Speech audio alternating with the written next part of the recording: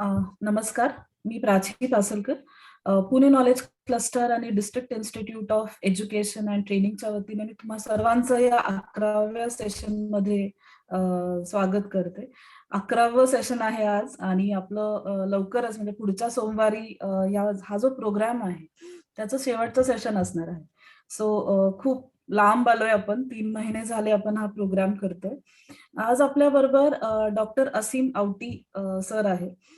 Doctor असीम आवटी हे सध्या IISER मध्ये आहेत, प्रिन्सिपल टेक्निकल ऑफिसर या पोझिशनला. आणि त्यांनी BSc मायक्रोबायोलॉजी, MSc बायोडायव्हर्सिटी आणि PhD केलेली आहे इन मायक्रोबायोलॉजी. आणि ते नेट क्वालिफाईड पण आहेत, नॅशनल एलिजिबिलिटी टेस्ट जी घेतली जाते. त्यांचा जो एक्सपिरियन्स आहे खूप गाढा आहे. त्यांनी गेली 10 वर्षांहून जास्त अंडर ग्रॅज्युएट लेवलला टीचिंग केलेलं आहे, म्हणजे सिनियर कॉलेज ज्याला आपण म्हणतो. ही हॅज टॉट various branches in biology at college level. त्यांनी वेगवेगळ्या करिक्युलम डिझायनिंग मध्ये सुद्धा त्यांचा सहभाग आहे. स्पेशली जे पुणे युनिव्हर्सिटी, ज्याला आपण सावित्रीबाई फुले पुणे युनिव्हर्सिटी म्हणतो, त्या युनिव्हर्सिटीच्या वेगवेगळ्या कॉलेजेसच्या अभ्यासक्रम डिझायनिंग किंवा करिक्युलम डिझायनिंगचा ते पार्ट आहे. ते पुणे युनिव्हर्सिटीमध्ये ब्लेंडेड BSc प्रोग्राम एक जो आहे तिथे सुद्धा शिकवतात, गेली 4-5 वर्ष झाली. आणि त्यांचा जो रिसर्च इंटरेस्ट आहे तो डायव्हर्स आहे. एज्युकेशन तर एक आहेच, पण लाईफ सायन्सेस मध्ये आहे. बेसिकली त्यांचं जे काम आहे ते he has worked on conservation strategies of treating plant species in Western Ghats, and also finding microbial diversity of hydrocarbons, contaminated soils using micro molecular tools. So हा त्यांचा PhD विषय होता.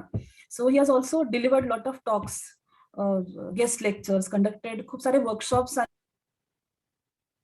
त्यांनी घेतलेले आहेत ॲट व्हेरियस, म्हणजे स्कूल लेवल असेल किंवा अंडर ग्रॅज्युएट लेवल असेल. त्याचा focus mostly science enquiry, specially biology किंवा लाईफ सायन्स ज्याला आपण म्हणतो त्या रिलेटेड फील्डमध्ये. ते ऍज अ जज म्हणून सुद्धा बऱ्याचशा प्रोग्राम्सला त्यांनी सॉर्ट ऑफ भूषवलं होतं, ज्याच्यामध्ये जो एक होता तो centre for environment and education, CCE Srishti Mitra award, as well as on initiative for research and innovation in STEM, ज्याला आयरिस नॅशनल फेअर असं म्हणतो. तर इथे ते म्हणतात, इथे ते जज ऍज अ जज म्हणून होते किंवा as a expert sort of म्हणून होते. So he has keen interest in developing and implementing various pedagogical tools centered on active based, active learning, inquiry based learning for 12 plus levels. He has been part of diverse workshops and conferences organized by COSME, ज्याला centre of excellence in science and mathematics education, जे IISER मध्ये आहे आणि जिथे आम्ही सगळे एकत्र काम करत होतो. असीम सर, मी, शीतल मॅडम, सगळे आम्ही तिथे होतो. So he has develop science content for schools and college teachers and students, आणि खूप साऱ्या वर्कशॉप्स मध्ये त्यांनी ऍज अ ट्रेनर म्हणून त्यांनी सॉर्ट ऑफ काम केलेलं आहे. He is also member of IISER's outreach team since 2019 and was a National Academics Education Fellow in Life Sciences 2013-14 मध्ये by the national academies USA. इथे ते 2013-14 मध्ये ऍज अ फेलो म्हणून होते. So welcome sir, welcome to this program. आणि on behalf of Pune knowledge cluster आणि district institute of education आणि ट्रेनिंगच्या वतीने मी तुमचं स्वागत करते. आणि over to you. Thank you, Prati madam. Thank you. So first of all, thank you for having me here. I thank obviously PKC and the DIET institution itself. आणि तुम्ही बरंच काय काय बोलला आता, तर आता फक्त आपला फोकस मे बी आपण आता जो विषय आहे त्याच्यावर ठेवूया आणि त्याच्या संदर्भात बोलूया. सो सगळ्यांना, सर्व गुरुजनांना नमस्कार. मी काय मराठी इंग्लिश मिक्स का जास्त, मराठी कसं आपण करतो नॉर्मल तसं करतो. इंट्रोडक्शन पण तसं दिलेलं आहे बऱ्यापैकी, मिक्सच दिलंय. थँक्यू. तो बघू आता आजचा जो विषय आहे तो खरं म्हणलं तर खूप मोठा आहे, म्हणजे त्याच्यावर अख्खी डिग्रीचा अभ्यास होऊ शकतो. आणि तसं म्हणलं तर इंट्रोड्यूस करायला आपल्याकडे आता 1-1.5 तास आहे. तर शक्य तेवढं मी ह्याच्याबद्दल मला जे माहिती आहे आणि ते मी थोडंफार शिकवले आणि तुमच्याशी शेअर करावं असं वाटतं ते करतो आज. माझं एक प्रेझेंटेशन आहे, मी ते शेअर करतो. प्राची मॅडम मला सांगा दिसतंय ना मी आता? दिसतंय असेल. हो दिसतं. Visible. ओके, थँक्यू गायत्री, धन्यवाद. सो आपण याच्यावर आज बोलूया. अगेन आज कितपत आपलं हे कव्हर होतंय ते वेळेवर ठरेल आणि तुमच्या रिस्पॉन्सवर ठरेल. जर काही गोष्टी राहिल्या किंवा काय तर मी ऑब्व्हियसली माझं प्रेझेंटेशन आणि इतर माहिती आपल्या प्राची मॅडम थ्रू तुमच्यापर्यंत पोहोचवीन. तर आपण थोडं चालू करूया. प्री टेस्ट आपण घेतली. एक खरं म्हणायचं जरा खूप चांगला एक्सरसाइज आहे की प्रत्येक सेशनच्या आधी आपण प्री टेस्ट घेतोय त्या विषयाशी निगडीत, आणि त्या दृष्टीने मग आपण ठरवू शकतो की काय गोष्टी जास्त बोलायच्या किंवा काय गोष्टी ऑलरेडी आपल्या शिक्षकांना आहेत त्यावर खूप बोलायची गरज नाही, आणि काही गोष्टी ज्या अशा आहेत की त्याच्यावर बोलायची गरज आहे इन द सेन्स थोडं कन्फ्युजन दिसतंय किंवा काय नक्की त्याच्या प्रश्नाचं उत्तर अपेक्षित आहे ते येतंय की नाही हे बघण्यासाठी. सो आजचा विषय ट्रान्सक्रिप्शन, ट्रान्सलेशन आणि ट्रान्सलोकेशन असा असला तरी खरं तर ट्रान्सलोकेशन हा जो पार्ट आहे या ट्रान्सलेशन मध्ये खूप महत्त्वाचा पार्ट आहे. त्यामुळे त्याच्यावर असं वेगळं बोलण्यापेक्षा मी त्याच्यामध्ये एकत्र बोली. मराठीत ज्याला आपण प्रतिलेखन, भाषांतरण आणि स्थानांतरण म्हणतोय, जे आपल्या पुस्तकात पण आहे. माझं खरं शिक्षण मराठी माध्यमाच्या शाळेतच झालंय, पण शास्त्र हा विषय आम्हाला 8वी नंतर इंग्लिशमध्ये होता. त्यामुळे हा जो विषय पर्टिक्युलरली आपण बोलतोय हा मी इंग्रजीमध्ये शिकलो. त्यामुळे काही मला मराठी शब्द येणार नाहीत किंवा चुकीचे आले तर शिक्षकांनी सांभाळून घ्यावं, आणि रादर ते चुकलं असेल तर त्यावेळी आपल्या चार्टमध्ये सांगावं की याला असं म्हणतात. अशा जर गोष्टी असतील तर आपण पुढे जाऊया. आपण या सेशनमध्ये आणि एकूणच आपण सगळेच अध्यापक आहोत, वेगवेगळ्या विषय आणि वेगवेगळ्या लेवलला आपण सगळे शिकवतो. पण आता मला थोडं शेअर करावं असं वाटतंय की आपण सर्वांनी अध्यापनाकडे कसं बघावं आजच्या काळात, जेव्हा तंत्रज्ञान एवढं आहे. आता गेल्या 1-1.5 वर्षापासून कोविडमुळे आपली शिकवायची पद्धत पूर्णपणे बदललेली आहे. त्याचबरोबर न्यू एज्युकेशन पॉलिसी जी लागू झालेली आहे त्या दृष्टीने आपण काय प्रकारे आपल्या अध्यापनाकडे बघावं, आणि आजच्या सेशनमध्ये पण कशा प्रकारे असं सेशन आपण सगळ्यांनी मिळून डिस्कस करावं याच्याबद्दल थोडंसं आधी बोलतो आणि मग आपण विषयाला हात घालूया. सो मी सगळ्यांनाच नाही, इन्क्लुडिंग मी, असं सांगू इच्छितो की डोळसुन सहभाग आणि चिंतन करून या विषयाकडे आणि इतर पण विषय शिकवतो त्याच्याकडे बघावं. आता त्यासाठी मी काही प्रश्न इथे तयार केलेले आहेत आणि त्याची उत्तर तुम्हाला माहिती असतातच, पण त्याची एक रिव्हिजन करूया. एक तर की how is the lesson plan याचा आपण विचार करावा. व्हॉट आर वी डुईंग, आपण आता या सेशन नंतर वर्गामध्ये काय करतोय. वाय इट इज रिलेव्हंट, जे आपण शिकवतो विषय आपण आता निवडलाय आणि जो आता वर्गात चाललाय तर तो का महत्वाचा आहे शिकवण्यासाठी आणि शिकण्यासाठी दोन्ही. आणि वेअर टू अप्लाय, तर आपण आता शिकवतोय ते मुलांनी कुठे अप्लाय करावं आणि पुढे जाऊन त्यांचं काय व्हावं. तर यासाठी उत्तरं मी माझी अशी इथे दिलेली आहेत की how is the lesson plan म्हणजे आपला दृष्टिकोन काय पाहिजे. व्हॉट आर वी डुईंग म्हणजे कृतीयुक्त शिक्षण आपण करतोय का आपल्या वर्गामध्ये हा विषय शिकवताना. त्यानंतर आत्ता जो शिकवतोय, आधी जो शिकवला आणि याच्या पुढे जो शिकवणार त्या विषयाची जोडणी कशी केली पाहिजे. कारण आपल्या आजूबाजूचं जे निसर्ग आहे किंवा नेचर आहे हे काही कंपार्टमेंटमध्ये काम करत नाही, सगळं कनेक्टेड असतं हे आपल्याला माहिती. तर मग आपण शिकवतानाही आपला जो आता निवडलेला विषय आहे तो इतर विषयांशी कसा निगडीत आहे याच्याबद्दल पण विचार करावा आणि त्याप्रमाणे आपला लेसन प्लॅन करावा. आणि आता वेअर टू अप्लाय, अभ्यासक्रम आपला जो दिलेला आहे तर त्याचा गोल काय आहे. आपल्या प्रत्येक पुस्तकाच्या सुरुवाती पहिली 3-4 पानं जर आपण बघितली, जी कधीतरी आपण एकदा बघितलेली असतात नंतर बघत नाही, पण त्या पानांवर खूप डिटेलमध्ये आता जो कोर्स आहे किंवा त्या पुस्तकामध्ये जी माहिती दिलेली आहे पाठ्यपुस्तकामध्ये, तर ती शिक्षकांनी कशी शिकवावी आणि त्याचा उद्देश काय. तर ह्याच्यावर आपण सगळ्यांनी विचार करावा, जो विचार आपण आजच्या सेशनमध्ये पण करूया, जो आपण विषय निवडला आहे त्याच्या संदर्भात. आणि याच्यामध्ये माझा असा आग्रह असणार आहे की आपण सगळ्यांनी हे कृतीयुक्त शिक्षण याचा विचार करून करावं. कुठलीतरी कृती आहे, जर ती हाताने केलेली असू दे नाहीतर विचार करून केलेली असू दे, याचा वापर आपण आत्ता हे जे विषय आहेत हे शिकवण्यामध्ये करावा. आणि हे करताना 2 गोष्टी महत्वाच्या आहेत. तुम्ही गुरुवर्य, तुम्ही सगळे शिक्षक आहात, त्यामुळे तुम्ही ती जी पदवीधराची पगडी आहे किंवा टोपी आहे ती घालताच, पण आजच्या सेशनमध्ये कधी कधी तुम्हाला थोडी स्टुडंटची टोपी घालावी लागेल. तर ते आपण करत राहूया आणि कधी ती घालायची कधी काढायची याचा विचार करा. काही प्रमाणात आपण सगळेच विद्यार्थी असतो, किती आपण मोठे झालो आणि किती शिकतो तर ते आपण कंटिन्यू करावं आजच्या सेशनमध्ये, अशी सगळ्यांना विनंती आहे. आपण पुढे जाऊयात. जे जाण्यासाठी मी थोडं गमतीशीर जसं म्हणतो की हे जे सगळे प्रश्न मी आज तुमच्यासमोर मांडले, तर या प्रश्नांचं मराठी भाषांतर केलं. त्याच्या शॉर्ट फॉर्मचं तर असं होतं हवं, म्हणजे आपल्याला काय हवं आहे किंवा आपल्याला हवं ते कसं मिळवावं याच्या संदर्भात आपण हा विचार करावा. आणि मला अशी आशा आहे की आत्ताचा आपल्या सेशनने ज्याप्रमाणे आपण हा विषय शिकणार आहोत याचा वापर तुम्ही इतर विषयांसाठी पण करावा. पुढे जाऊया, आता आपल्या विषयाकडे वळूया. खरं तर हा विषय जो प्राची मॅडमनी मला सांगितलं की आपल्याला घ्यायचा आहे, तर हा विषयाचा जेव्हा मी अभ्यास करायला लागलो आपल्या पाठ्यपुस्तकांद्वारे, तर मला असं लक्षात आलं की जरी 9वीत किंवा 10वीत अगदी प्रत्यक्ष या विषयाचा उल्लेख होतो, म्हणजे भाषांतर किंवा इतर गोष्टींचा, पण याची सुरुवात कुठे होते जर असं बघायला गेलं तर खरं तर इयत्ता 8वी मध्ये होते, जेव्हा पेशिंग याच्याविषयी बोलायला लागतो. त्यामुळे आपण हा विषय स्पेसिफिकली ट्रान्सलेशन म्हणतोय. हा विषय आपण कधी बोलावा किंवा कधी करावा किंवा याची सुरुवात कशी करावी ही 8वी मध्ये होते याचा विचार करावा, जेव्हा आपण पेशींबद्दल मुलांशी बोलायला लागतो. आणि या पेशी कशा आहेत, त्याची माहिती काय, हे सगळं आपण 8वी पासून करतो. आणि त्याच्यानंतर आपण जेव्हा सेल ऑर्गन्स म्हणतो आपण त्याला, म्हणजे पेशी अंगके म्हणतात, किंवा आपण केंद्रकाचा उल्लेख करतो आणि त्याच्यामध्ये नक्की काय असतं, त्याचं स्ट्रक्चर काय आहे, त्याच्यामध्ये जनुक असतात किंवा काय, याचा उल्लेख आपण 8वीत करतो. त्यामुळे जेव्हा आपण विशेष ट्रान्सलेशन, तर या गोष्टींची लिंक आपण नक्की जोडावी, किती इयत्तेतले आपले शिक्षक विद्यार्थी असले तरी. त्याचबरोबर जेव्हा आपण 9वीत हा विषय बघतो आणि 9वी मध्ये खरं तर डिरेक्टली या विषयाचं जी माहिती असते किंवा आपण शिकवणं असतं ते चालू होतं. तर इयत्ता 9वीत जर आपण बघितलं तर काय संदर्भ असतो किंवा कुठल्या धड्यामध्ये आपण ट्रान्सलेशन या गोष्टींचा उल्लेख करावा किंवा त्याची लिंक जोडावी, ते म्हणजे अनुवंशिकता आणि परिवर्तन.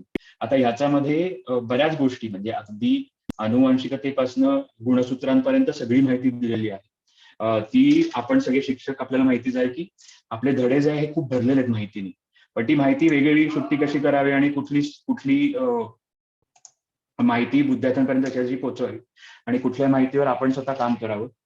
तर याच्याबद्दल 9वीत हा जो धडा आहे हा महत्वाचा ठरतो. त्याच्या पुढे जाऊन आपण 9वी मध्ये गुणसूत्र आणि त्यांचं स्ट्रक्चर कसं आहे किंवा ते कसे बनलेले आहेत, त्याचे काय अवयव आहेत, या सगळ्यांचा आपण आढावा घेतो. त्याचबरोबर आपण पुढे जाऊन ऍक्च्युली डीएनए काय आहे, गुणसूत्र काय आहे किंवा डीएनएचं स्ट्रक्चर काय आहे, त्याच्यामध्ये कुठले बेसेस असतात, ग्वानिन, सायटोसिन आहे किंवा स्ट्रक्चर कसं बनलेलं आहे, तिची साखळी कशी तयार झाली आहे, याच्याबद्दल आपण बोलतो. आणि त्याचबरोबर तो कोणी लावला, कसा लावला आणि त्यांचं कॉन्ट्रीब्युशन काय आहे. डीएनए हा मॉलिक्यूल म्हटला तर तो पॉलिमर आहे, म्हणजे मॉलिक्यूलची साखळी आहे आणि ती इतकी मोठी असते की ती जर अख्खी आपण काढली तर अख्ख्या पुन्हा वळसा, तर आपल्या बॉडीमधल्या सगळ्या सेलमध्ये डीएनए आपण जोडला एंड टू एंड, तर इतका मोठा तो मॉलिक्यूल असतो, पण तो एका सेलमध्ये बसलेला असतो, जो या चित्राद्वारे बघतोय. तर ते कसं होतं, हे सगळी माहिती आपण 9वीत त्याचा उल्लेख करतो. त्याचबरोबर आपण 9वीत असंही बघतो की जनुकांनी किंवा गुणसूत्रांशी रिलेटेड आजार मानवाला काय होतात, तर त्याच्यामध्ये सिकल सेल अनिमिया एक आजार आहे. म्हणजे गुणसूत्र कशी आहेत, ती कशाची बनलेली आहे एवढंच. तर त्या पुढे जाऊन आपण त्याचा परिणाम आपल्यावर, म्हणजे मानव स्पीसीवर कसा होतो, त्याच्यामध्ये काही म्युटेशन तर त्याची माहिती आपण 9वीत शिकतो आणि शिकवतो. आणि त्याच्या पुढे जाऊन आपण सिद्धांत जे आहे त्याच्यावर पण बोलतो. तर वरपांगी बघता ट्रान्सलेशन गुण त्याचा काय संबंध आहे असं वाटू शकतं, पण याचा खूप घनिष्ठ संबंध आहे. कसा तो आपण बघूच. पण 9वीत आपण जेव्हा हे विषय इथे मांडले तेव्हा आपण ट्रान्सलेशन बद्दल बोलतो, फक्त ते आता कॉन्शियसली पण पर्यंत पोहोचवावं अशी आशा आहे. आणि 10वीत अर्थातच म्हणजे अनुवांशिकता आणि उत्क्रांती याचाही खूप घनिष्ठ संबंध आपण शिकवतो त्याच्यावर आहोत. याच्यात तर आपण अगदी लेखन काय आहे, भाषांतरण काय आहे याच्याबद्दल आपण मुलांना शिकवतो, जे आत्ताचा आपला विषय आहे. झालेली असतं, त्याचं कनेक्शन तसं असतं. एवढंच नाही तर आपण म्युटेशन म्हणजे उत्परिवर्तन बोलत असतो. आणि तेही खूप कनेक्टेड आहेत या 2 प्रोसेसेसशी, हेही आपण बघूया. त्याचबरोबर परिचय शास्त्रज्ञांचा, म्हणजे ज्यांनी या फील्डमध्ये महत्वाचं कॉन्ट्रीब्युशन केलं. स्वतः डार्विन किंवा जर आपण लमार्क म्हणलं तर यांना डीएनए हे माहिती नव्हतं त्यांच्या काळामध्ये. पण त्यांनी जी थेअरी सांगितली अनुवंशिकतेची, ती आता आपण मॉलिक्युलर लेवलला जेव्हा बघतो तेव्हा ट्रान्सक्रिप्शन ट्रान्सलेशन त्याचा खूप महत्वाचा पार्ट असतो. तर हेही आपण लक्षात ठेवावं. त्याच्या पुढे जाऊन एव्हिडन्स ऑफ इव्होल्युशन काय आहे, आजूबाजूला कसं ते आपण शोधतो. आणि एवढंच नाही तर एम्ब्रिओलॉजिकल एव्हिडन्स जे आपण या शिकतो, तर त्याची ऍक्च्युअली जी आहे या सगळ्याची, ही ऍक्च्युअली ट्रान्सक्रिप्शन ट्रान्सलेशन या बेसिक प्रोसेसमध्ये असते. हे आपण जाणून घेतलं पाहिजे आणि ते आपण आज चर्चा पण करूया त्याच्यावर. बघायला लागू की याच्याकडे, या विषयाकडे आपण कसं बघतोय. अच्छा, काही जण म्हणतात आवाज स्पष्ट नाहीये, पण मे बी ते हो हो प्राची मॅडम तुम्हाला येते का ऐकू? हा, थोडा ब्रेक थोडा होतोय ब्रेक ऍक्च्युली. होतोय म्हणून मी व्हिडिओ सुद्धा बंद केला ऍक्च्युली. थोडी ओके. बँडविड्थ लो आहे. बँडविथचा इश्यू आहे. ओके ओके, माझ्याकडे खरं फुल आहे, पण तुम्ही सांगा काय होतंय. आता तरी येतोय, पण म्हणजे मधनं मधनं तो असा थोडा ब्रेक येतोय ना? ओके, क्रॅक होतो. ठीक आहे, असं असेल तर तुम्ही अनम्यूट करा प्लीज. आणि चॅट आता मला दिसलं म्हणून कळलं. ठीक आहे. Thanks. Okay okay, thank you. Right. तो जेव्हा आपण ट्रान्सक्रिप्शन ट्रान्सलेशन या प्रोसेसकडे बघतोय, तर ते बघताना आपण महत्वाचं म्हणजे जनुक बघतो आणि त्याचबरोबर आपण जैव पातळीवर काय गोष्टी बघितल्या पाहिजेत हे मी तुम्हाला सांगतो आता. ते त्या दृष्टीने खूप महत्वाचं आहे. आपण ऍक्च्युली जेव्हा विषय शिकवतो, आपण सगळे शिक्षक कुठल्या ना कुठल्या तरी येताना शिकवत असतो. तर हे सगळं शिकवताना आपण अख्ख्या प्रोसेसचा कसा विचार करावा हे खूप महत्वाचं. जरी आपण मॉलिक्युलर लेवलवर हा आता विषय शिकवत असतो, तरी त्याचं कनेक्शन हे आहे सेल्युलर लेवलवर, त्यानंतर टिश्यू अशी कसं आहे, त्यानंतर ऑर्गन सिस्टीम आपले त्याच्याशी कसं आहे, त्यानंतर आपण ज्या सिस्टीम काम करतात, फॉर एक्झाम्पल डायजेस्टिव्ह सिस्टीम किंवा सर्क्युलेटरी सिस्टीम, याच्याशी या जनुकाचा किंवा डीएनएचा संबंध कसा असतो आणि ऑर्गॅनिझम लेवलला कसा असतो, हे आपण स्वतः शिक्षक म्हणून जाणून घेणं खूप महत्वाचं आहे. कारण हे आपण एक जाणून घेतलं तर हायर लेवलचे आहे, म्हणजे पॉप्युलेशन, कम्युनिटी, इकोसिस्टीम या कशा प्रकारे काम करतात याची माहिती आपण त्या लेवलला, पॉप्युलेशन लेवलला, ऑर्गॅनिझम लेवलला करतो. पण तीच माहिती डीएनए लेवलशी कशी जोडलेली असते हे आपण समजून घेणं खूप महत्वाचं आहे. याने आपलं शिकवणं परिपूर्ण होतं. आपण बऱ्याच वेळा या गोष्टींचा एक सेकंड, आपण बऱ्याच वेळा या गोष्टींचा किंवा या लेवलचा जो आहे त्यापुरता करत असतो किंवा त्या शिकवण्यापुरता करत असतो. पण स्पेसिफिकली मी ट्रान्सक्रिप्शन ट्रान्सलेशन किंवा मॉलिक्युलर लेवलच्या ज्या गोष्टी आपण शिकवतो, हे फक्त तिथपर्यंतच लिमिटेड न ठेवता आपण इतर गोष्टींशी कसं कनेक्ट करावं याचा आपण विचार केला पाहिजे. आता मी डीएनएच्या बाबतीत जसं बोलतोय तसंच मी इतर मॉलिक्युलच्या बाबतीत पण बोलतो. आता आपण बऱ्याच वेळा फोटोसिंथेसिस शिकवतो, तर त्यावेळी हरितद्रव्य महत्वाचं असतं. तो पण एक मॉलिक्युलच आहे डीएनए सारखा. अगदी तंतोतंताने पण मॉलिक्युलर लेवलच्या दृष्टीने मी म्हणतो. पण मग ते क्लोरोप्लास्ट मध्ये कसं, मग ते झाडात कसं असतं, पानात कसं असतं, याच्यावर पण आपण विचार करावा. असं अजून एक उदाहरण मी तुम्हाला देतोय की हरितद्रव्याबद्दल किंवा इथे डीएनए बद्दल बोलतोय, तरी ते कसं कनेक्टेड आहे सगळ्यांशी आणि ते कसं या सगळ्या गोष्टींशी, या सगळ्या लेवल्समध्ये परिणाम करतं हे शिकणं आणि हे शिकवणं खूप महत्वाचं आहे असं मला वाटतं. एस्पेशली आता जेव्हा आपण व्हर्टिकल टीचिंग, मल्टीडिसिप्लिनरी टीचिंग याच्याबद्दल बोलतोय. आता उदाहरण द्यायचं झालं तर डार्विन किंवा लमार्क यांनी उत्क्रांतीचा जो सिद्धांत मांडला, तर त्यांना ना ऑर्गन लेवल किंवा टिश्यू लेवल, मायक्रोस्कोपी जे ते काहीच दिसत नव्हतं, पण त्यांना काय दिसत होतं, तर त्यांना पॉप्युलेशन दिसत होती, त्यांना कम्युनिटी दिसत होती आणि त्याचा विचार करून त्यांनी त्यांचा सिद्धांत मांडला, जेव्हा त्यांना काही माहिती नव्हतं डीएनए बद्दल. पण आता आपण अशा स्थितीत आहोत की आपल्याला हे सगळ्या लेवल्स माहिती, त्यामुळे त्या एकत्र घेऊनच आपण शिकायला पाहिजेत. याचा आपण विचार करूया. तर ते करताना कसं पुढे जायचं आपण बघूया. त्यामुळे जनुक ते जैव हा जो विषय आहे किंवा ही जी लेवल्स आहे याचा विचार आपण डोक्यात ठेवूया जेव्हा आपण स्वतः हे शिकतोय किंवा शिकवतोय. आता पुढे जाण्याआधी जशी तुमची प्री टेस्ट झाली आहे तशी एक छोटीशी इथे टेस्ट नाही म्हणता येणार, पण काही प्रश्न आहेत ज्याची उत्तर तुम्ही द्यावीत अशी तुम्हाला रिक्वेस्ट आहे. तर त्यासाठी प्लीज तुम्ही menti.com या साईटवर जा आणि तिथे हा कोड दिलेला आहे. I am sure Prachi madam तो कोड आपल्या चॅटमध्ये टाकतील. येस, मी लिंक पण टाकते इथे. थँक्यू. सो तुम्हाला तिथे 4 प्रश्न दिसतील. नो किंवा येस अशी उत्तरं आहेत. आणि मी ऍक्च्युली या प्रश्नामध्ये 2च ऑप्शन आहेत, एक स्केल दिली. म्हणजे काही प्रश्नांची उत्तर तुम्हाला अगदी नक्की हो किंवा नाही माहिती नसतील, तर ती स्केल आहे ती मध्ये कुठेतरी येऊन तुम्ही सोडू शकता. तुमची जशी उत्तरं यायला लागतील तसं मी ती उत्तरं शेअर करतो तुमच्याशी. पण आधी तुम्ही चालू करावं.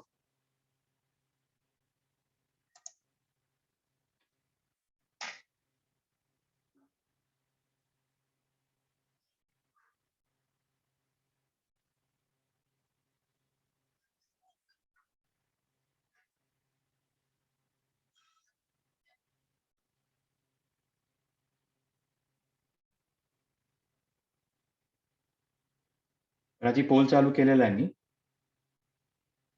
पण अजून कोणी आलेलं दिसत नाही पोलवर. ओके.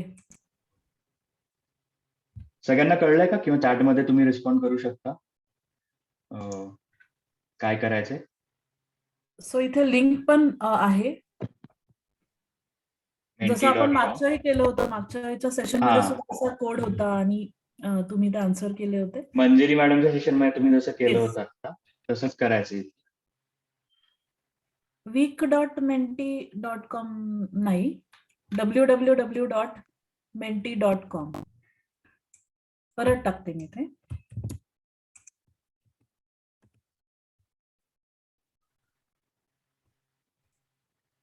हा, यायला लागले प्राची मॅडम. ओके. 2 तरी आलेत. याला काही वेळ आहे का असीम सर? किती वेळ आहे? तर आता जस्ट चालू झालंय, आपण 1 मिनिट देऊया. ठीक आहे, 1 मग तुम्ही मिनिटाच्या पण- आत रिस्पॉन्सेस येणं तुम्ही अपेक्षित पण आहे. सांगा प्राची मॅडम किती वेळ द्यायचा. 1 मिनिटाच्या आत ठीक आहे. म्हणजे 4 प्रश्न आणि काय ते फक्त म्हणजे येस नो आन्सर आहे, काही लिहायचं नाही, हा. टाईप करायचं नाही. येस.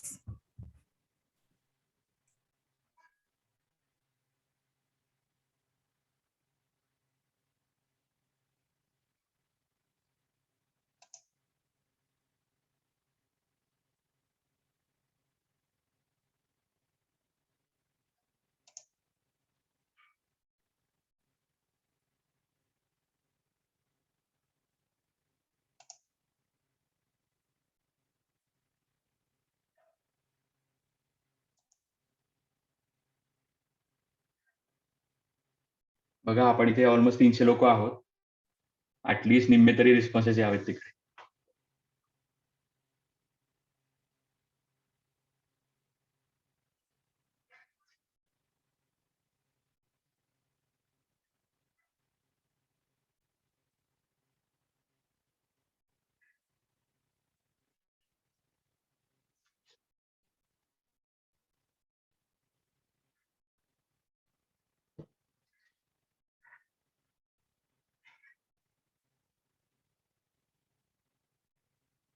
हॅलो हा, असीम सर. हा. सो मी म्यूट वर होते ऍक्च्युली. सो मी म्हणत होते की तुम्ही जर स्क्रीन शेअर स्टॉप केलं तर मी त्यांना दाखवते की ते कसं करायचंय बेसिकली. ओके, चालेल चालेल, कर.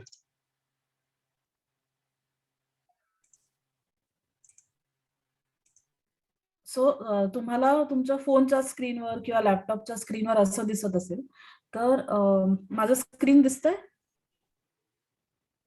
हो, विजिबल आहे. हा, विजिबल आहे हो, ना? दिसतंय. सो इथे जो प्रश्न आहे, are human cell, skins, tissue, brain smaller than that of an elephant cell, तर येस किंवा नो जे काही तुमचं उत्तर असेल ते फक्त स्लाइड करायचं तुम्हाला इथून इथे. म्हणजे तुमच्या स्क्रीनच्या जे काही स्क्रीन असेल, मोबाईल असेल किंवा लॅपटॉप असेल, इकडून इकडे मूव्ह करायचं फक्त. म्हणजे तुम्ही 1 वर क्लिक केलं तर तुमचा आन्सर नो असेल, 2 वर क्लिक केलं इथे तर आन्सर येत असेल. आणि जर खात्री नसेल तर दोन्हीच्या मध्ये येऊन सोडून द्या. खात्री नसेल तर दोघांच्या मध्ये तर नाही होत ऍक्च्युली. नाही होणार ते. नाही होते, आयदर येस किंवा नो. ठीक आहे, आता मोस्टली होईल. आपण अजून एक 30 सेकंद जास्त देऊयात सर, चालेल का? चालेल चालेल चालेल. ओके.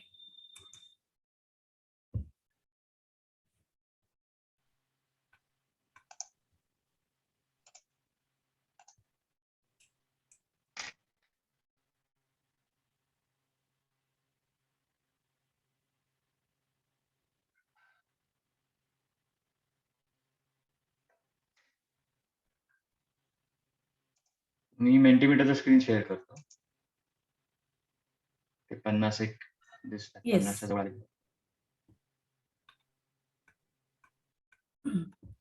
काही टीचर्सने इथे तुम्हाला जर- चॅट बॉक्स मध्ये पण रिस्पॉन्स हा, शेअर दिसतंय. केलेला आहे. नाही, ज्या शिक्षकांना मे बी जमत नसेल किंवा काही वेळ लागतोय त्यांनी मनात तर याचं उत्तर तयार ठेवावं. त्याच्यावर आपण बघूयात काय होतं. चालेल. अच्छा, दिसतं मेंटीमीटर स्क्रीन? नाही. नाही. नाही हा आता आता दिसतं. दिसतंय. Okay okay. सो इथे हा जो नंबर आहे ना So- 47 तो दाखवतो की फक्त 47 टीचर्सनी शेअर केलंय आतापर्यंत. शेअर केले. बरोबर. येस. सो आपण आता पहिलं हे जे चित्र कसं बघायचं किंवा गोल कसं बघायचं बघूया. आपल्याला स्लांटिंग दिसतंय, बरोबर. म्हणजे किती लोकांनी या उत्तराचं जास्तीत जास्त लोकांनी नो असं उत्तर दिलंय आणि नंतर 19 लोकांनी येस असं दिलंय. आता हा जो प्रश्न आहे हा अगदी कट टू कट आहे, म्हणजे निम्म डिव्हिजन झालंय. या प्रश्नाचं नो जास्त लोकांनी दिलंय आणि या प्रश्नाचं येस जास्त लोकांनी. प्रश्न असा आहे पहिला की आर ह्युमन सेल्स, कुठलाही सेल घ्या, smaller than that of an elephant cell. So प्रश्न असा आहे की आपण स्किनची एक सेल घेतली माणसाची आणि एक तशी सेल हत्तीची घेतली, तर हत्ती मोठा असतो ऑब्व्हियसली, आपल्या 3, 4, 5, 10 पटीमध्ये मोठा असतो, पण सेल जर त्यांची बघितली तर ती तशीच मोठी असते का, असा प्रश्न आहे. तर याचं खरं उत्तर असं आहे की अजिबात नाही. कुठलाही तुम्ही सेल घेतला, कुठलाही मॅमलचा आता आपण बघू, तर त्या ज्या सेल्स असतात त्यांचा साईज तोच असतो, फक्त ऑर्गॅनिझमचा साईज हा मोठा झालेला असतो. त्यामुळे जास्तीत जास्त लोकांनी नो हे उत्तर दिले ते बरोबर. पुढचा माझा असा प्रश्न होता की आपण अजून छोटा ऑर्गॅनिझम घेतला, वेगळ्या प्रजातीचा ऑर्गॅनिझम घेतला, अर्थोम घेतला, तर त्यांचे सेल आपल्यापेक्षा छोटे असतात का, कारण अर्थोम केवढूचे असतात. तर त्याचंही उत्तर नो आहे. सेल साईज मध्ये फरक पडत नाही, ऑर्गॅनिझम किंवा ऑर्गनच्या साईज मध्ये नक्की फरक पडतो. म्हणजे हत्तीचं ब्रेन आपल्यापेक्षा तितक्याच पटीत मोठं असतं. अर्थोमला डायजेस्टिव्ह सिस्टीम बघितली तितक्याच पटीमध्ये छोटी असते, काही काही ऑर्गन मिसिंग पण असतात. तर हे समजणं आपल्याला महत्वाचं आहे, कारण जेव्हा मी आत्ताच म्हणतो की जरी ट्रान्सलेशन हा विषय असला तरी याचं कनेक्शन कुठे कुठे आहे हे आपण स्वतः समजून घेणं महत्वाचं आहे. पुढचे 2 प्रश्न हे डिरेक्टली डीएनएशी रिलेटेड होते आपल्या विषयाशी. So do bigger cell need more DNA, जेवढी सेल मोठी आहे तेवढा त्याला जास्त डीएनए लागतो का, हा प्रश्न आहे. तर मॅक्झिमम तुमच्यापैकी लोकांनी नो असं उत्तर दिलेलं आहे.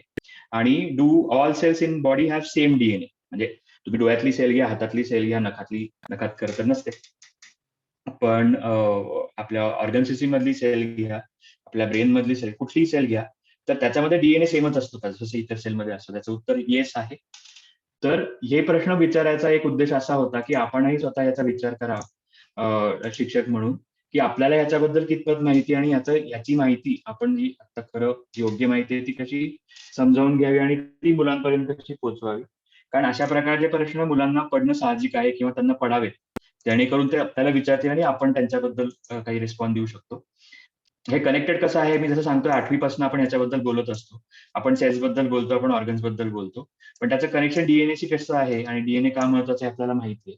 कारण या सगळ्या सेल्स ज्या आहेत किंवा हे सगळे ऑर्गन्स जे आहेत किंवा यांचं जे फंक्शनिंग आहे ते कसं करावं, कुठल्या जीन्स ऑन व्हाव्यात, जनुक ऑन व्हावीत, कुठे ऑफ व्हावीत, ही सगळी माहिती डीएनए मध्ये असते आणि त्या सेलमध्ये ती ऑन ऑफ होत राहते. आता हे सगळं करण्यासाठी मी एक छोटंसं सोल्युशन पण देतो तुम्हाला किंवा एक टूल सांगतो. त्या टूलचं नाव आहे, जी वेबसाईट आहे लर्न जेनेटिक्स नावाची, त्याच्यात ते टूल आहे सेल साईज अँड स्केल म्हणून, तर ह्याची ती लिंक आहे. तर ते टूल काय आहे पटकन मी तुम्हाला दाखवतो, मग आपण पुढे जाऊया. त्यासाठी मी माझं स्क्रीन वेगळं शेअर करतो आता.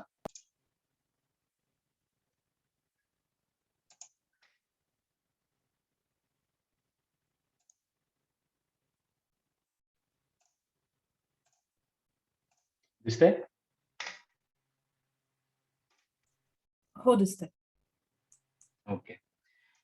हे जे प्रश्न विचारले याची उत्तरं ज्यांना मे बी बरोबर देता नाही आली किंवा काही कन्फ्युजन होतं त्यांनी नक्की याच्याकडे लक्ष द्यावं आणि इतरांनी द्यावं की हे टूल आपल्याला इतर कुठे कुठे वापरता येईल आणि कसं वापरता येईल.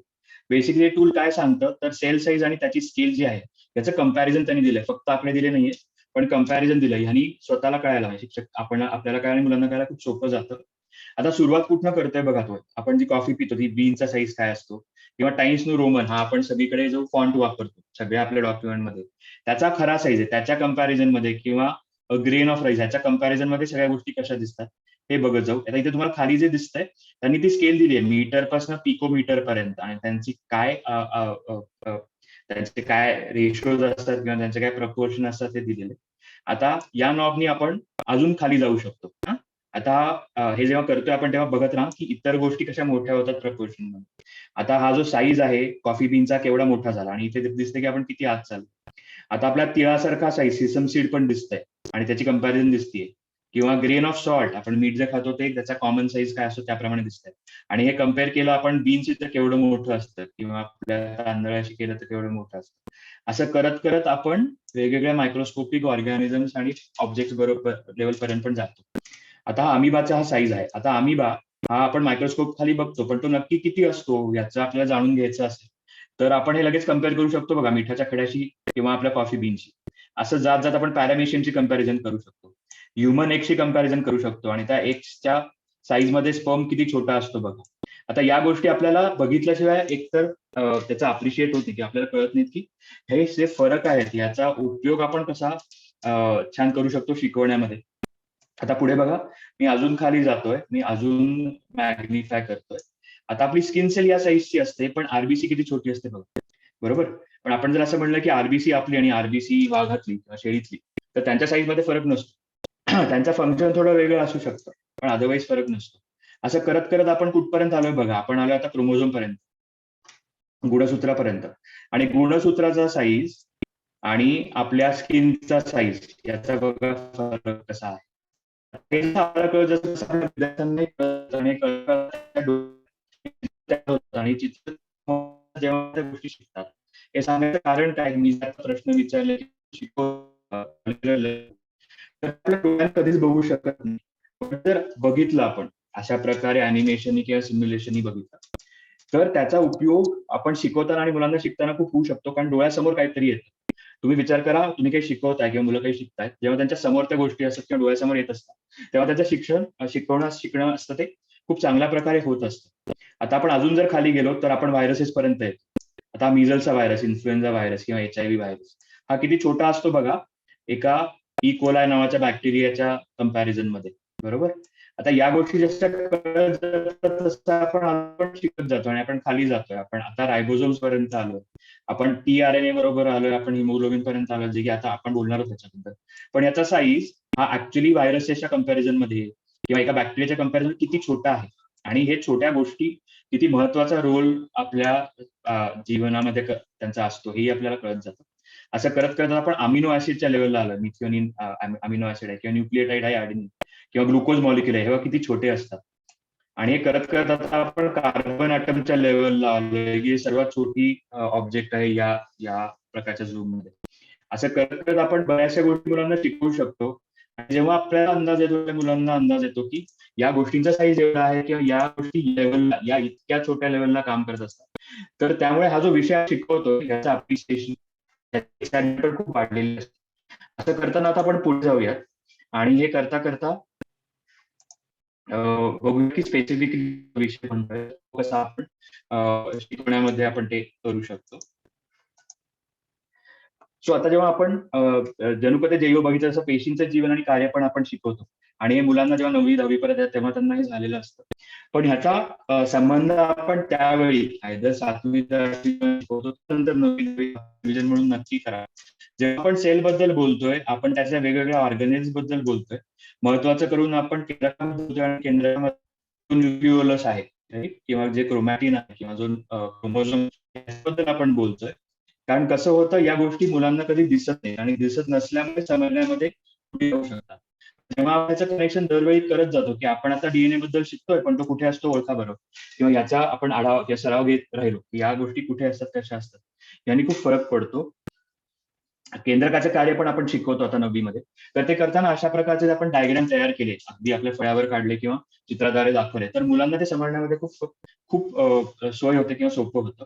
आता हे करताना आपण जेव्हा DNA दाखवतो तेव्हा तो न्यूक्लियस मध्ये कसा आहे, त्याचा RNA कसा होतो आणि तो बाहेर कसा येतो, आणि बाहेर आल्यावर तो रायबोझोमच्यामुळे त्याचं प्रोटीन्स कसे बनतात हे या चित्राद्वारे कळतं. पण इथे महत्वाचं काय आहे तर आपल्या या प्रोसेस आहे ज्याच्याकडे आपण जाऊया, की प्रतिलेखन कुठे होतं आणि कसे होतं हे या चित्राद्वारे कळतं. आणि भाषांतरण करण्यामध्ये कुठले कुठले मॉलिक्यूल महत्वाचे असतात आणि ते कसं केलं जातं. आणि ते न्यूक्लियसमध्ये होत नाही, ते सायटोप्लाझम मध्ये होतं किंवा आपल्या इतर ज्या सेल्स असतात तिथे आपण एंडोप्लाझ्मिक रेटिक्युलम म्हणतो, त्याच्यामध्ये पण होत असतं. तर या गोष्टी जेव्हा आपण चित्रांद्वारे आपण सांगतो किंवा आत्ताही आपण जे बघतोय, तेव्हा मला खात्री आहे की तुमच्या डोक्यातही काही गोष्टी क्लिअर होत असतील. आता मी कॉन्फिडेंटली काम म्हणतो की काही लोकांच्या क्लिअर नव्हत्या, कारण आपण आता जी प्री टेस्ट घेतली तर त्याच्यामध्ये हा एक पहिला प्रश्न होता, बरोबर, की खरं का खोटं सांगा, ट्रू ऑर फॉल्स, की भाषांतरण प्रतिलेखनाच्या आधी येतं. तर याचं उत्तर ऑब्व्हियसली फॉल्स आहे. प्रतिलेखन आधी होतं, ट्रान्सक्रिप्शन आधी होतं आणि मग भाषांतरण होतं. आता जेव्हा आपण प्रतिलेखन, भाषांतरण किंवा ट्रान्सक्रिप्शन, ट्रान्सलेशन हे शब्द वापरतो, याचा अर्थ आपण समजून घेतला पाहिजे. ट्रान्सक्रिप्शन म्हणजे काय, ते फक्त सेलमध्येच होतं नाही. जिथे जिथे भाषा आहे, जिथे जिथे इन्फॉर्मेशन आहे, माहिती आहे, तर ती आपली पुस्तकातली असू दे, आपल्या सोशल सायन्स मधली असू दे, लँग्वेजेस मधली असू दे किंवा आपल्या रोजच्या भाषेतली असू दे, तिथे माहिती ट्रान्सफर होतीये, तिथे तिथे या गोष्टी होत असतात. आता जर तुम्हाला विचारतो, जर तुम्हाला कोणाला शक्य असेल तर चॅटमध्ये टाईप करा की प्रतिलेखन किंवा ट्रान्सक्रिप्शन आपण कुठे करतो, याचं पण उदाहरण देऊ शकतं का. मी आता डीएनए बद्दल किंवा आरएनए बद्दल बोलतोय, पण सेलच्या बाहेर प्रतिलेखन किंवा ट्रान्सक्रिप्शन कुठे होतं हे कोणी टाईप करू शकेल का?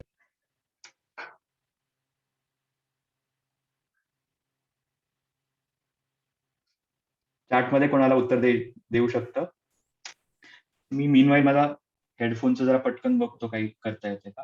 झेरॉक्स असं उत्तर आहे. हा, निर्मला, येस, निर्मला परफेक्ट. हा. इन न्यूक्लियस असं अजून एक उत्तर आहे. हा, मी न्यूक्लियसच्या बाहेर म्हणजे ट्रान्सक्रिप्शन आणि किंवा प्रतिलेखन हे जे शब्द आहेत हे अजून कुठे वापरले जातात, आपल्या आपली रोजच्या बायोलॉजी हा जीवनात विषय कुठे सोडून वापरतात? असं विचार.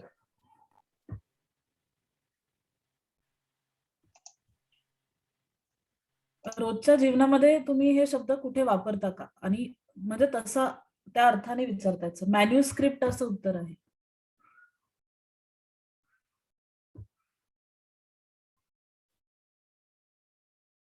Medical transcription, decoding,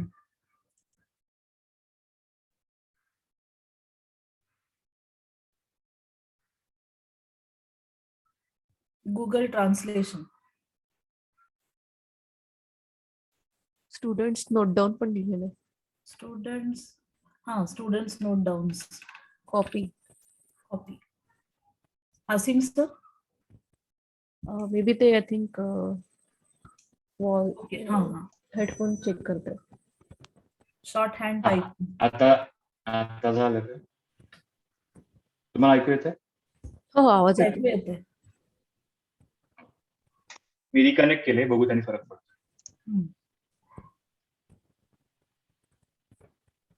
right, historical manuscript, अगदी बरोबर. Short hand typing to know other languages, AutoCAD, copy करताना, कुठलंही कॉपी करताना किंवा गुगल ट्रान्सलेशन, ऍब्सोल्युटली अगदी बरोबर. तर ज्या उद्देशाने हा शब्द आपण इतर ठिकाणी वापरतो, कॉम्प्युटरमध्ये असू दे किंवा झेरॉक्स किंवा कॉपी करण्यात, फोटोकॉपी करण्यात असू दे, ट्रान्सलेशन करण्यात असू दे, त्याच मिनिंग इथे वापरला गेलाय बरं का. आपण प्रतिलेखन म्हणतोय तेव्हा जी माहिती आपल्या डीएनए मध्ये आहे ती माहिती ही प्रतिलेखित केली जाते आरएनए मध्ये, हाच त्याचा अर्थ आहे, बाकी काही अर्थ नाहीये. आणि इतकं सोपं आहे हे समजण्यासाठी. किंवा जेव्हा भाषांतरण म्हणतोय तेव्हा भाषांतरण कधी होतं, जेव्हा आपली एक भाषा दुसऱ्या भाषेमध्ये बदलते, बरोबर. जसं आपण इथे सरांनी लिहिलं त्या मोडी लिपी लिहिलंय, मोडी लिपी किंवा त्यावेळची भाषा, त्या काळची भाषा जी आहे ती थोडी वेगळी होती.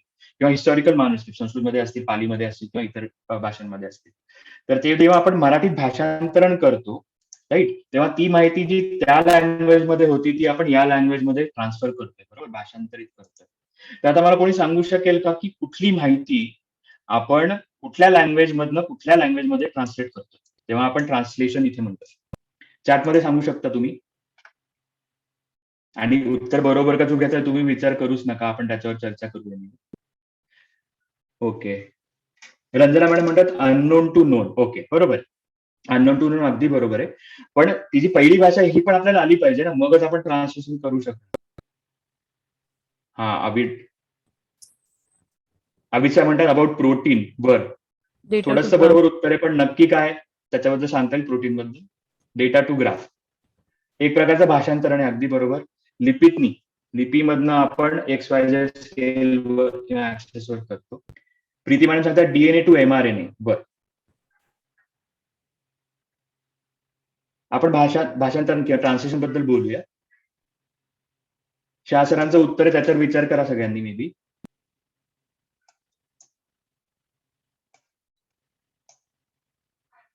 आपण कुठली भाषा कुठल्या भाषेमध्ये ट्रान्सलेट करतोय.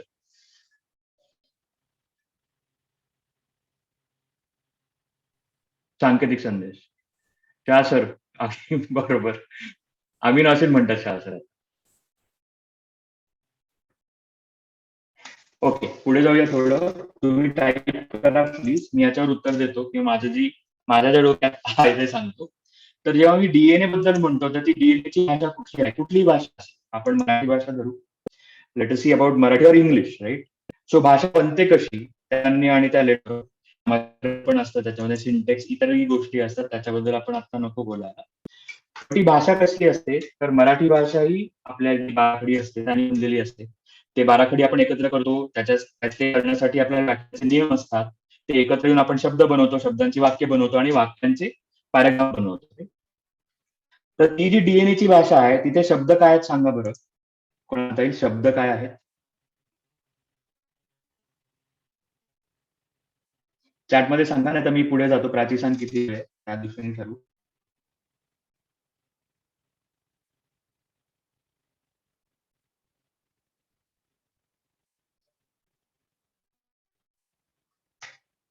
हायरार्की आहे, nucleotide. Hari sir, yes, perfect Hari sir.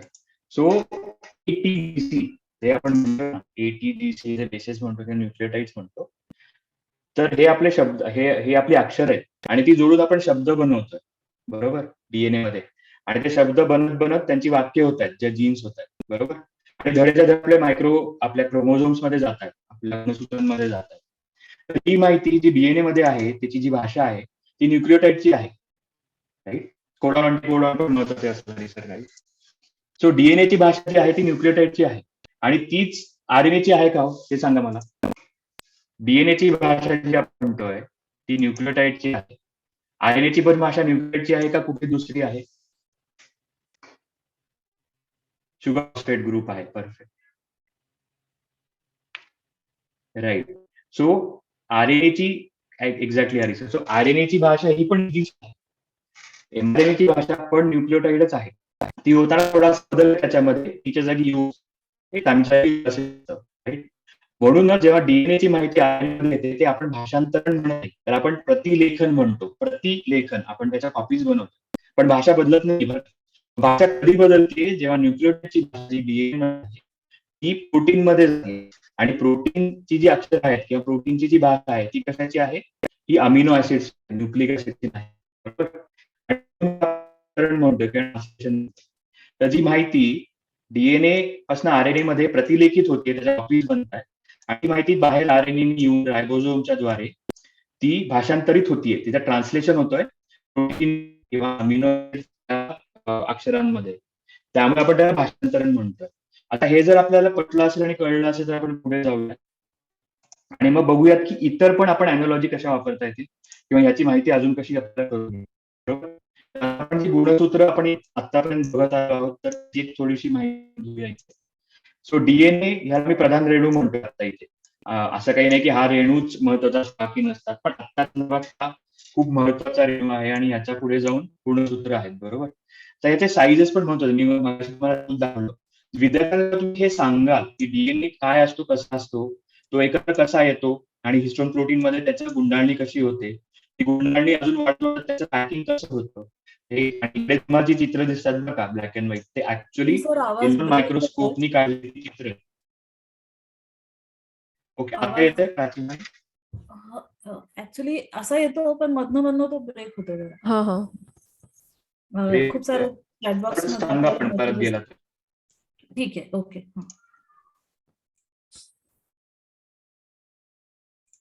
Yes sir. Okay, thank you. इकडे जी चित्र तुम्हाला दिसत आहे ती ऍक्च्युअली इलेक्ट्रॉन मायक्रोस्कोपनी काढलेली चित्र आहेत की DNA कसा दिसतो, मग तो गुंडाळून हिस्टोनी कसा दिसतो, मग हिस्टोन जेव्हा पॅक होतात ते कसे दिसतात, ते पुढे क्रोमोझोम.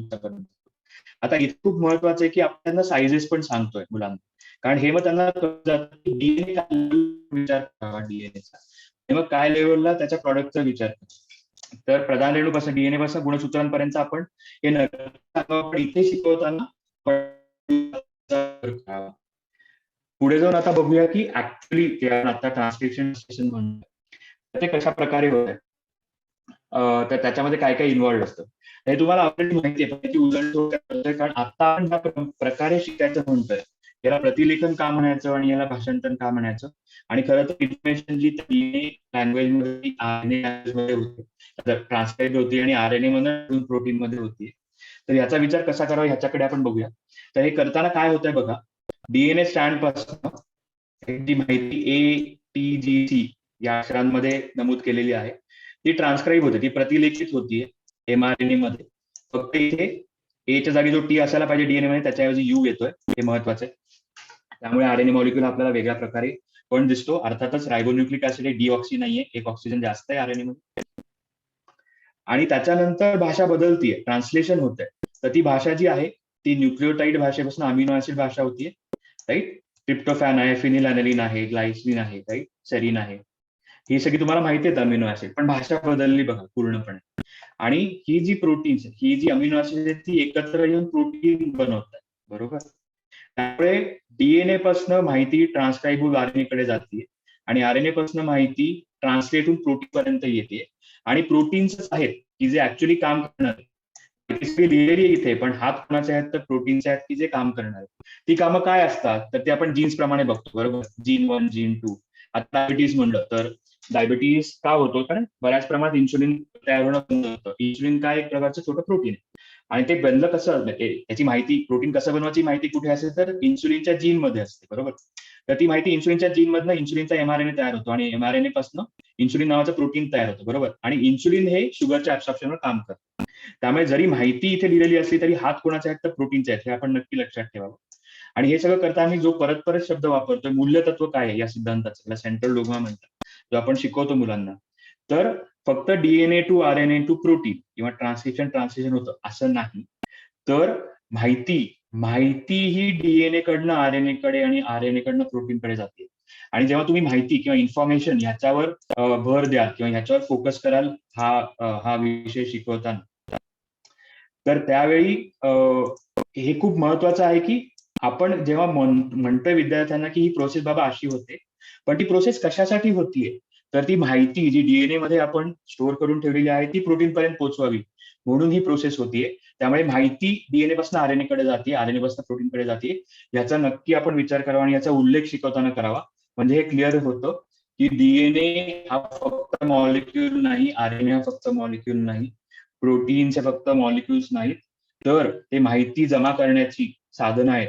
आणि ते असताना माहिती जर आपण फोकस ठेवला तर मुलांची भीती जाते, मॉलिक्युल्सची नावं लक्षात ठेवायची का, प्रोसेसेस लक्षात ठेवायची का, माहिती कशी जाते याच्याबद्दल जर आपण बोलू तर ते नक्की मुलांचं पण लक्षात. आता हे करताना कोणाकोणाचं कॉन्ट्रीब्युशन आहे हे पण आपण शिकवतो, बरोबर आहे. आणि शिकताना आपण बऱ्याच वेळा असं करतो की ती नावं सांगतो की हे सायंटिस्ट होते त्यांनी हा शोध लावला, पण जेव्हा आपण फिजिक्सचे काही शोध म्हणतो जे अगदी आपल्या पूर्वजांपासून आपली जी सिव्हिलायझेशन होतं, म्हणजे भारतीय असू दे, ग्रीक असू दे किंवा रोमन काही असू दे, तिथपासून बरेच शोध मॅथमॅटिक्स आणि फिजिक्स मध्ये लागत आलेले आहेत, आणि त्याचं वर्ष इसवी पूर्व म्हणजे अगदी पहिल्यापासून आहे. पण जर आपण डीएनए किंवा मॉलिक्युलर बायोलॉजी म्हणलं तर हे अगदी बाळ आहे छोटं, इतर विषयांचं जर कन्सिडर केलं तर अगदी यंग येते. फक्त 50 वर्षाची आपली माहिती आहे डीएनए बद्दल, प्रोटीन बद्दल, त्याच्या सिक्वेन्सिंग बद्दल, ते कसं कंट्रोल करतं, आपला जिनोम म्हणजे गुणसूत्रांचा संग्रह काय आहे, तो कसा सिक्वेन्स करा. अगदी या शतकामध्ये आपल्याला कळलं की आपला ह्युमन जिनोम कसा. तर जेव्हा आपल्याला कळत जातं तेव्हा हा विषय शिकवताना आपली जबाबदारी अशी असते की नवीन नवीन माहिती जी या विषयामध्ये येते, गेल्या 50 वर्षाची माहिती आपल्या पुस्तकात आहे किंवा 2000 सालापर्यंतची माहिती आपल्या पुस्तकात आहे, पण त्याच्या पुढची माहिती कशी आपण गोळा करावी हे पण महत्वाचं असतं.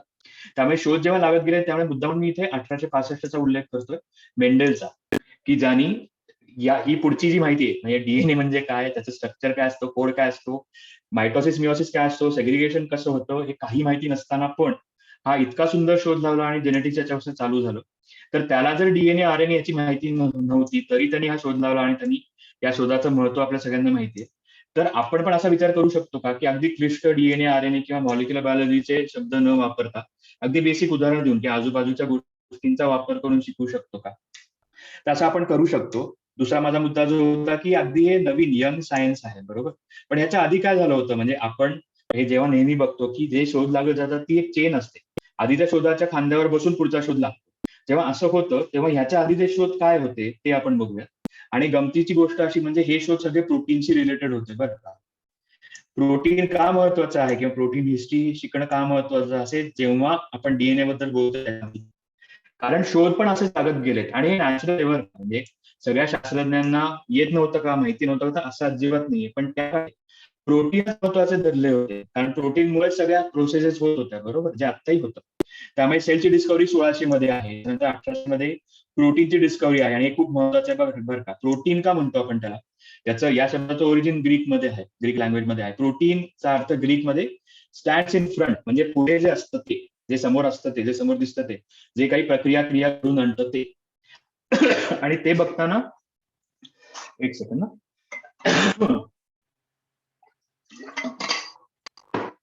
आणि ते बघताना अर्थातच प्रोटीन महत्वाचे असतात. आणि शोध पण जेव्हा टेक्नॉलॉजी नव्हती, जेव्हा मायक्रोस्कोप नव्हते, तेव्हा आत्ताची टेक्नॉलॉजी नव्हती, तेव्हा प्रोटीनच सगळ्यांना दिसत होतं आणि प्रोटीनच सगळ्या एक्सपेरिमेंट मध्ये पुढे येत होते. त्यानंतर 1926 मध्ये प्रोटीन म्हणजे एन्झाईम जे आहे क्रिस्टलाइज झालं, म्हणजे क्रिस्टलाइज झाल्यामुळे ते कसं दिसतं हे आपल्याला एक्सरे डिफ्रॅक्शननी कळायला लागलं. त्याच्याचबरोबर प्रोटीनच्या वेगवेगळे स्ट्रक्चर्स असतात, प्रायमरी, सेकंडरी, टर्शरी, तुम्हाला माहिती आहे. म्हणजे तुम्ही एक रबर बँड ताणला आणि तो सोडून दिला, तर रबर बँड ताणला हे प्रायमरी स्ट्रक्चर आणि तो सोडून दिल्यावर त्याचा जो काही गुंडाळी होते त्याचं एक स्ट्रक्चर बनतं, ते प्रोटीनचं फायनल स्ट्रक्चर आहे, असं आपण विचार करू शकतो. इलेक्ट्रोफोरेस झालं आणि नंतर 1950 मध्ये, गेल्या 50-60 वर्षांमध्ये डीएनए काय आहे त्याचा शोध लागला, त्याचं स्ट्रक्चर काय आहे. सांगायचा उद्देश असा की जरी आपण ट्रान्सक्रिप्शन ट्रान्सलेशन बोलत असलो, आपण डीएनए बद्दल बोलत असलो, तरी प्रोटीनचा आधार न घेता बोलणं हे जरा चुकीचं आहे. त्यामुळे प्रोटीन बद्दल जर आपण बोलत राहिलो आणि प्रोटीनचा संबंध डीएनएशी जो खरा आहे तो जोडत राहिलो शिकवताना, तर याने खूप फरक पडतो आपल्या शिकवण्यामध्ये आणि मुलांच्या शिकण्यामध्ये. त्यामुळे मी आता असं सांगू इच्छितो की मध्यवर्ती सिद्धांत आपण शिकवतो जो खरा आहे, डीएनए पासून इन्फॉर्मेशन प्रोटीन पर्यंत जाते, पण जेव्हा आपण मध्यवर्ती सिद्धांत शिकवतोय ज्याचा ट्रान्सलेशन ट्रान्सक्रिप्शन हा पार्ट आहे, तो शिकवताना आपण थोडा वेगळा अप्रोच घेतला पाहिजे. आपण आधी प्रोटीन बद्दल बोललं पाहिजे, मग आरएनए बद्दल आणि मग डीएनए बद्दल. म्हणजे याचा अर्थ आपण आधी मुलांना काय विचार करायला सुरुवात केली पाहिजे किंवा काय माहिती दिली पाहिजे, ही भाषांतरणाची आहे, मग प्रतिलेखनाची आहे आणि मग पुनरावृत्ती करणे, डीएनए कॉपीज बनतात, रेप्लिकेशन होतं त्याची आहे. तर हे माझी रिक्वेस्ट आहे, म्हणजे तुम्ही अशा प्रकारे एकदा शिकून बघा. डीएनए पासून किंवा ट्रान्सक्रिप्शन पासून चालू न करता प्रोटीन पासून चालू करा, जे मुलांनाही खूप इंटरेस्टिंग असतात आणि जे प्रोटीन खरंच दिसतात, ज्याच्यावर भरपूर काम झालेलं आहे. आणि मग कुठे तुम्ही जा बरं प्रतिलेखन आणि पुनरावृत्ती करण्यापर्यंत आणि बघा कसा फरक पडतो. आता हे करताना मी आता पण तेच सांगू इच्छितोय तुम्हाला, एक उदाहरण देऊ इच्छितोय की जेव्हा आपण या गोष्टी शिकवतो, अगदी सेल असू देत, न्यूक्लियोटाइड असू देत, अमिनो ऍसिड्स असू देत किंवा ट्रान्सक्रिप्शन ट्रान्सलेशन हे असू देत, तर ह्या दोन महत्वाच्या गोष्टी काय आहेत, तर त्यांची रचना काय आणि त्यांचं कार्य काय आहे. आपल्या पाठ्यपुस्तकामध्ये पण हे सगळे मॉलिक्युल्स आहेत ह्याच्याबद्दलच माहिती आहे आणि त्यांच्या कार्याबद्दल माहिती आहे. पण काय मिसिंग आहे त्याच्यामध्ये, जो आपण शिक्षक म्हणून त्याच्यावर काम करणं गरजेचं आहे, की त्याची गुंफण घालणं, की रचना आणि कार्य हे कसे इंटरकनेक्ट आपण मुलांना जर दिली तर पुढचं सगळं कळतं. त्याचं उदाहरण मी फक्त इथे देतो. आता डाव्या बाजूला बघा, घरांचं शास्त्र आर्किटेक्चर जे असतं ते आपण बघूया, त्याला वास्तुकला म्हणतो आपण. तर आपण महाराष्ट्रातला वाडा जे आपल्या सगळ्यांना माहिती असतं. तर समजा ते बनवायचं आहे असं आपण म्हणलं, तर ते बनवण्यासाठी काय काय लागतं एका आर्किटेक्चरला, बिल्डरला, बरोबर, म्हणजे blue print, right. Blue print कागदावर असतं, 2 डायमेन्शनल पेपरवर, आणि मग शेवटी त्याचं अख्खी बिल्डिंग बनते. ब्लू प्रिंटवर प्लॅन्स असतात, त्याचे डिटेल्स असतात, ती लांबी रुंदी काय आहे, उंची काय आहे, कुठनं रस्ता कुठे जाणार आहे, कुठे दार करायचे, कुठे खिडकी करायचं वगैरे, अगदी बरोबर. त्यानंतर मटेरियल लागतं, जे तुम्हाला माहिती आहे घर बांधण्यासाठी काय लागतं. एन्व्हायरमेंटल फॅक्टर्स काय असतात त्याचा विचार करावा लागतो. धाब्याची घरं बांधायची का छताची घरं बांधायची, कुठे डोंगरावर उंच घरं बांधणं शक्य नाही, कुठे 4 मजली बांधलं तरी चालतं, जे काही गोष्टी असतात त्या एन्व्हायरमेंटल फॅक्टरवर अवलंबून असतात. किती लोकांसाठी बांधायचं आहे हेही महत्वाचं आहे, पॉप्युलेशन फॅक्टर, किती जागा आहे, किती जागा मिळणार आहे, किती दारं, किती खिडक्या बांधायच्या म्हणजे पोर्टल्स, आता मोटिव्ह किंवा स्टाईल काय आहे, स्पॅनिश शैली बांधायचं का विक्टोरियन शैली बांधायचं का आपल्या जुन्या ऐतिहासिक पौराणिक घरांसारखं बांधायचं, आणि त्याचा आर्किटेक्ट कोण आहे, बरोबर, या सगळ्या गोष्टी महत्वाच्या असतात. आता तुम्हाला प्रश्न असा आहे की पेशींचं स्थापत्य जर आपण बघितलं किंवा अगदी पेशींची वास्तुकला म्हणू, तर ते करताना या कुठल्या गोष्टींचा उपयोग होतो किंवा कुठल्या गोष्टी आपल्या डोक्यात आल्या पाहिजे हे सांगा बरं मला. सो डिझाईन म्हणलं, ब्लूप्रिंट काय असलं पाहिजे पेशींसाठी, टाईप करा please.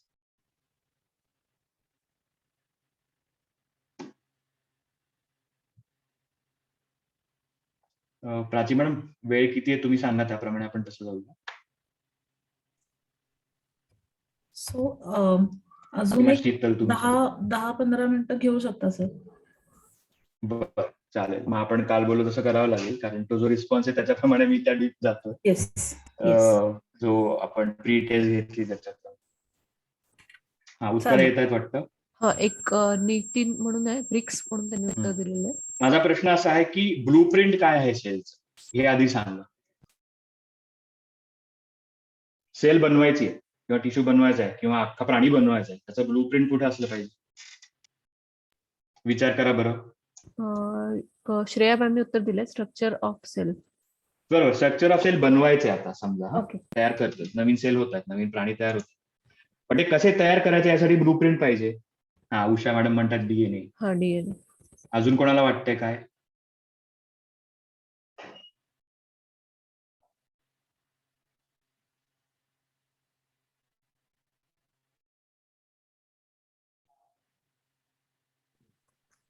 Study of cell, genes. बर बर. हा, सिक्वेन्स ऑफ न्यूक्लियोटाइड्स, कोडिंग आलं. अरे वा, ओके. आता मी बघा, मी उत्तर इथे तयार ठेवली होती, बघू आपली पटतायत का. तो ब्लूप्रिंट जे आहे ते अगदी तुम्ही म्हणलात बरोबर आहे, जीनोम आहे किंवा त्याचे प्लॅन जे आहेत ते जीन्स आहे आणि डीएनए आहे. हे सेल कशी बनवायची, ती कशी तयार होणार आहे, अख्खा ऑर्गॅनिझम कसा तयार होणार आहे, तो कसा वागणार आहे, तो कसा रिस्पॉन्ड करणार आहे, तो कुठल्याही एन्व्हायरमेंटल फॅक्टर मध्ये जगणार आहे किंवा तगणार आहे, ही सगळी माहिती डीएनए मध्ये असते. आणि त्यामुळे आपण जर अशा प्रकारे या विषयाला हात घातला, कम्पेअर केला आणि मुलांना सांगितलं ओळखा बरं की हे कसं करता येईल, किंवा अगदी ओळखण्यासाठी नाही तर फक्त सांगितलं तुम्ही की ब्लूप्रिंट हे आहे, हे डीएनए असतं, जीन असतं किंवा जीनोम असतो, आणि ते ब्लूप्रिंटचे प्लॅन असतात, ते प्रत्यक्षात कोण आणतं, तर नंतर हे या बाकीच्या गोष्टी येतात. राईट. मटेरियल काय असतं, मग अमिनो ऍसिड, न्यूक्लियोटाइड किंवा इतर प्रकारचे प्रोटीन्स आले. एन्व्हायरमेंटल फॅक्टर्स काय आहेत, टेम्परेचर, सोल्युबिलिटी, कुठली सेल कुठे तयार होणार आहे, तो ऑर्गॅनिझम पाण्यातला आहे का जमिनीवरचा आहे का हवेत उडणारा आहे, population factor, number of proteins and reactant किती लागणार आहे हे सगळं करायला, पोर्टल्स म्हणजे सेल्स, न्यूक्लिअर ओपनिंग कुठे आहेत, कारण ते इंटरॅक्ट करणार ना सेल बाहेरची. इथे तुम्हाला पोर्टल दिसतात बघा या प्लांट सेलमध्ये. त्यानंतर मोटिव्ह स्टाईल काय असणार आहे, म्हणजे कुठले प्रोटीन्स हे नक्की लागणार आहे, म्हणजे स्टाईल आपण वरती वेगळी केली, डिझाईन इंटिरियर वेगळं केलं, पण आतमध्ये खांब आणि भिंती तशाच असतात, तर ते काय असणार आहे सेलचं. आणि खूप महत्वाचं म्हणजे आर्किटेक्ट इथं कुठला तरी मानव असू शकतो, पण हा जो आर्किटेक्ट आहे पेशींचा, हे इव्होल्युशन आहे, ते कोणी एक करता धरता नाहीये की ज्याने हे बनवलेलं आहे, हे सगळं जे जातं ते जात आहे इव्होल्युशनच्या प्रोसेसमध्ये. त्यामुळे जेव्हा आपण रचना आणि कार्य एकत्र घुमतो तेव्हा आपण अशा प्रकारचे काही उदाहरण देऊन शिकवू शकतो प्रत्येक गोष्ट, आणि मग आपण उडी मारू शकतो डीएनए पासून प्रोटीन कशी बनतात आणि ट्रान्सलेशन कसं होतं याच्याकडे. याचं अजून एक उदाहरण इथे देतो मला की साधारण किंवा रूपकांचा वापर, हे फार छान उदाहरण जे मिळालं. तर आता फॉर एक्झाम्पल तुम्ही मुलाला सांगितलं की तुला मी मॅगी बनवायला सांगितलंय बरं का, तुला माहित नाही कसं मॅगी बनवायचं, ते कसं करशील, तर इथं आपण एक प्रकारे एक रूपक जे वापरू शकतो ते इथे दिलेलं आहे. तर ऑब्व्हियसली माहिती कुठे मिळणार आहे, तर डीएनए मध्ये. ब्लूप्रिंट कुठे असणार आहे, मॅगी कसं बनवायचं, हे आहे न्यूक्लियस मध्ये. पण न्यूक्लियस मध्ये काय आहे, तर अख्खा डीएनए भरलेला आहे, पण जनरल भरलेला आहे का हो, तर नाही, तो क्रोमोझोम मध्ये आहे. तर क्रोमोझोम म्हणजे काय, आपली पुस्तकं आहेत, आणि पुस्तकांमध्ये रेसिपी आहे, बरोबर. ती रेसिपी एमआरएनए मध्ये कन्वर्ट होतीये, म्हणजे ट्रान्सक्राईब होतीये, कॉपी बनते त्याची, आणि ते न्यूक्लियस मधनं बाहेर सायटोप्लाझम मध्ये, आणि सायटोप्लाझम मध्ये आले तिथे प्रोटीन्स आहेत, तिथे बाकीच्या गोष्टी अवेलेबल आहेत. ही जी रेसिपी आहे ऍक्च्युली प्रत्यक्षात आपल्याला बनवायला सोपं पडणार. अशा प्रकारचे साधर्म किंवा रूपक तुम्ही स्वतःही विचार करू शकता, आजूबाजूला ज्या गोष्टी असतात त्यावेळी पॉप्युलर गोष्टी असतात त्यावेळी रिलेव्हंट असतात, याचा वापर करताय तुम्ही. जर हे उदाहरण वापरलं तुमच्या शिकवण्यामध्ये मला खूप आनंद पण होईल, पण याच्या पुढे जाऊन थोडं डिटेलमध्ये पण बघू शकतो की जीनोम म्हणजे काय, तर खरंच एक पुस्तक आहे. हे पुस्तक आहे ज्याच्यामध्ये सगळी माहिती दिली आहे, सगळं ब्लूप्रिंट आहे की होमोसेपियन कसा बनवावा, कसा जगावा. आपल्यामध्ये 36 क्रोमोझोम्स आहे, गुणसूत्र आहे, की ज्याच्यामध्ये प्रत्येक क्रोमोझोम जो आहे चॅप्टर आहे, बरोबर. तर त्या चॅप्टर काय काय गोष्टी आहेत, तर हॉर्मोन्स कसे बनवावेत, ते कसे पुढे जावेत, हॉर्मोन कसे करावेत, ऑफ कसे करावेत.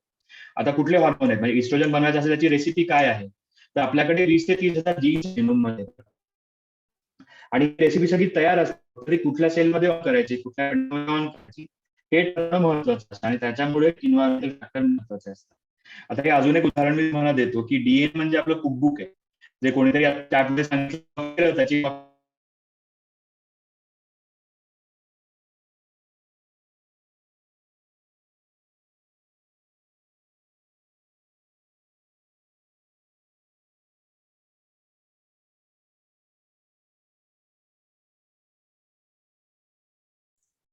हॅलो.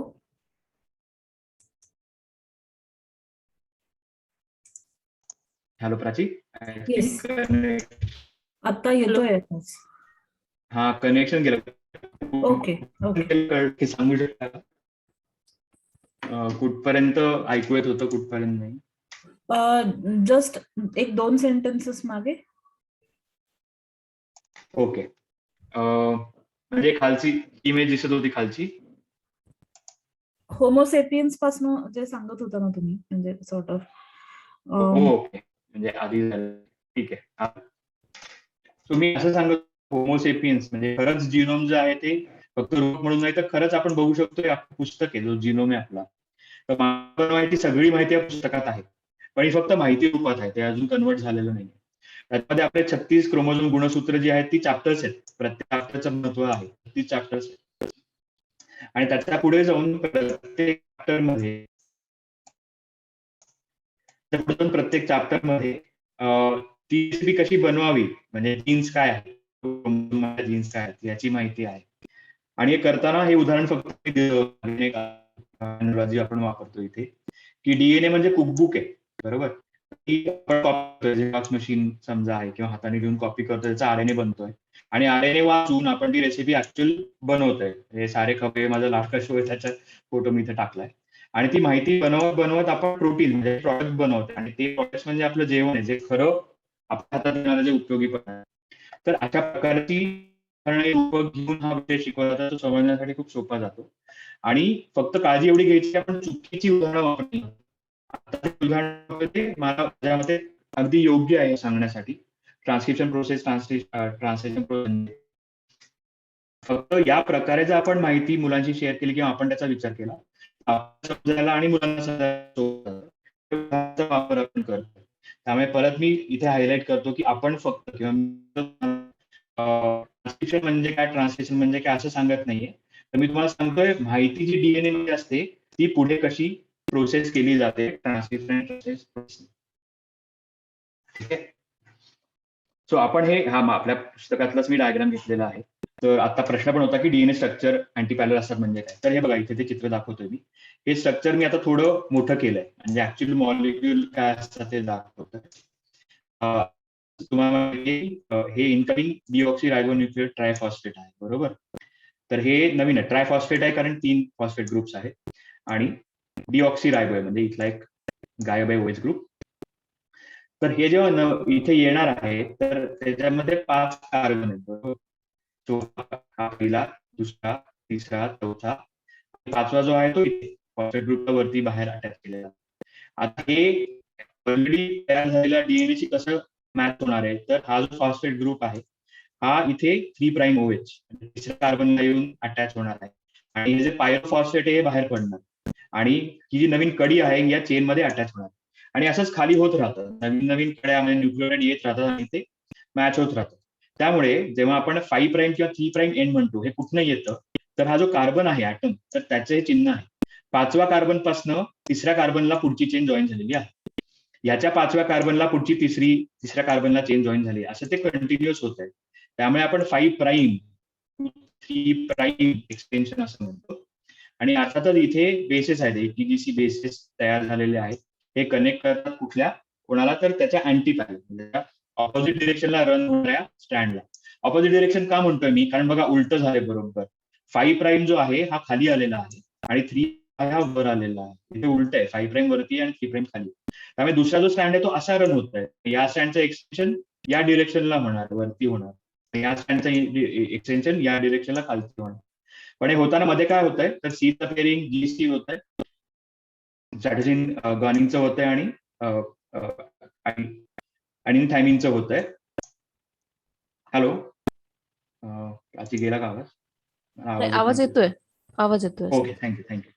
आणि हे होताना आपण जसं शिकवतो की C आणि G मध्ये ट्रिपल बॉन्ड आहे आणि A आणि T मध्ये डबल बॉन्ड आहे. हे इथे या 3 काड्या किंवा 2 काड्यांनी दाखवलेलं आहे. आणि हे स्ट्रक्चर आपण शिकवतोय महत्वाचं, पण आपल्यासाठी कळणं महत्वाचं की आपण त्याला 5 प्राईम 3 प्राईम का म्हणतो, मध्ये डबल बॉन्ड ट्रिपल बॉन्ड होतात ते कुठे होतात. हे स्ट्रक्चर अगदी सोपं आहे तसं करायला, आणि अजून कसं करायचं हे मी तुम्हाला कृती एक दाखवणार आहे ह्याच्या पुढे. पण हे करताना महत्वाचं काय आहे तर आपला आता प्रोसेस ट्रान्सक्रिप्शन आणि ट्रान्सलेशन, बरोबर. आता ही जी माहिती आहे ही A, C, G या न्यूक्लियोटाइड मधनं भरलेली आहे, बरोबर. म्हणजे ए नंतर कोण येतं, त्याच्या पुढे कोण येतं, त्याच्या पुढे कोण येतं, या सिक्वेन्सनी ती माहिती आहे. म्हणजे मला जर इथे शब्द लिहायचा असेल DN, मला जर शब्द लिहायचा असेल हेलिक्स, बरोबर, तर पहिले H आला पाहिजे, बरोबर, त्याच्यानंतर E आला पाहिजे, त्याच्यानंतर L आला पाहिजे, त्याच्यानंतर I आणि त्याच्यानंतर X. ही जर माहिती मी अशी इथे केली तर हेलिक्सचा शब्द मला काढता, बरोबर. तशीच जर आपल्याला एक प्रकारचं प्रोटीन बनवायचं आहे, फॉर एक्झाम्पल बनवायचं आहे किंवा हिमोग्लोबिन बनवायचं, ती माहिती ATGCच्या एका पद्धतीत एका सिक्वेन्स मध्ये झाली पाहिजे, मग त्या शब्दाला काहीतरी महत्व आहे, त्या शब्दाला काहीतरी अर्थ आहे. आणि तो अर्थ जसा येतो तसं तसं त्याचा RNA होतो, त्या अर्थाची कॉपी होते, त्याचं ट्रान्सलेशन अमिनो ऍसिड प्रोटीन मध्ये होते. पण याची सुरुवात कशी होते, ही माहिती कॉपी करायची सुरुवात कशी होते, तर ती होते इनिशिएशन, म्हणजे सुरुवात आहे ती, बरोबर. सो इनिशिएशन हे काढतो आम्ही सगळं दिसायला लागतं.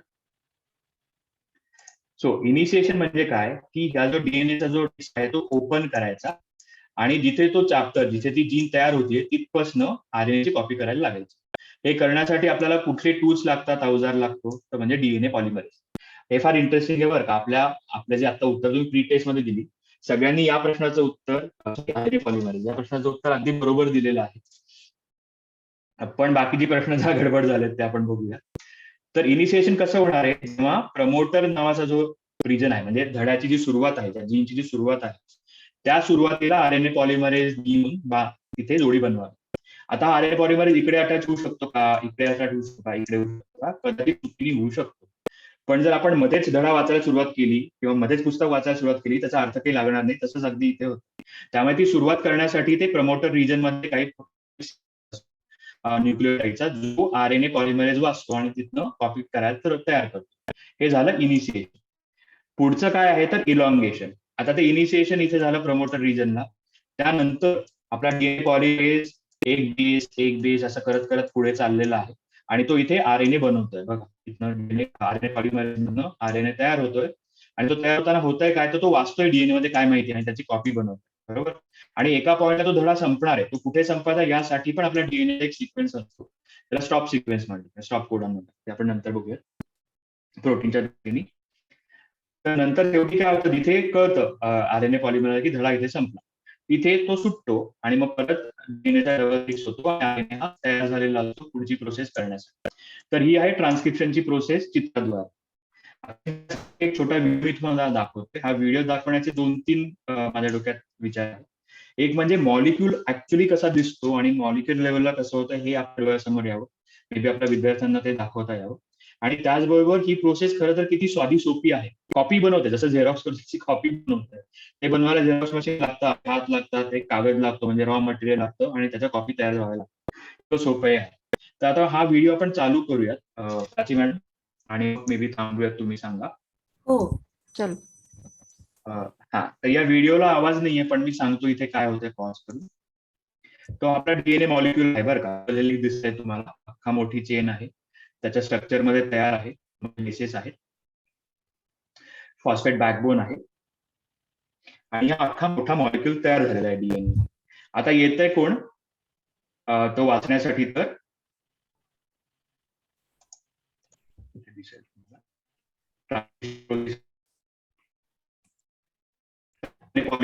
आहे आणि तो त्यांनी पकडून धरलेला आहे आणि चेन ओपन केली त्याने. As soon as RNA polymerase attaches to the DNA, it unwinds the double helix. आता अनवाइंड झाला तो वाचायला लागणार आहे, वाचता वाचता तो पुढे जाणार आहे आणि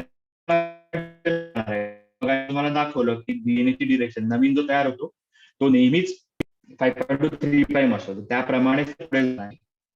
ट्रान्सक्रिप्शन इकडे होते, त्यामुळे असे बेसेस ऍड होतात हळूहळू. बेसेस कुठले आहेत तर आरएनए साठीचे, राईट. टीच्या ऑपोजिट सी असणार आहे, सीच्या ऑपोजिट बी असणार आहे, टीच्या ऑपोजिट ए असणार आहे, एच्या ऑपोजिट यू येणार आहे. तर तो वाचतोय बघा आणि त्याच्याकडे तो न्यूक्लियोटाइड अटॅच करतोय तिथे.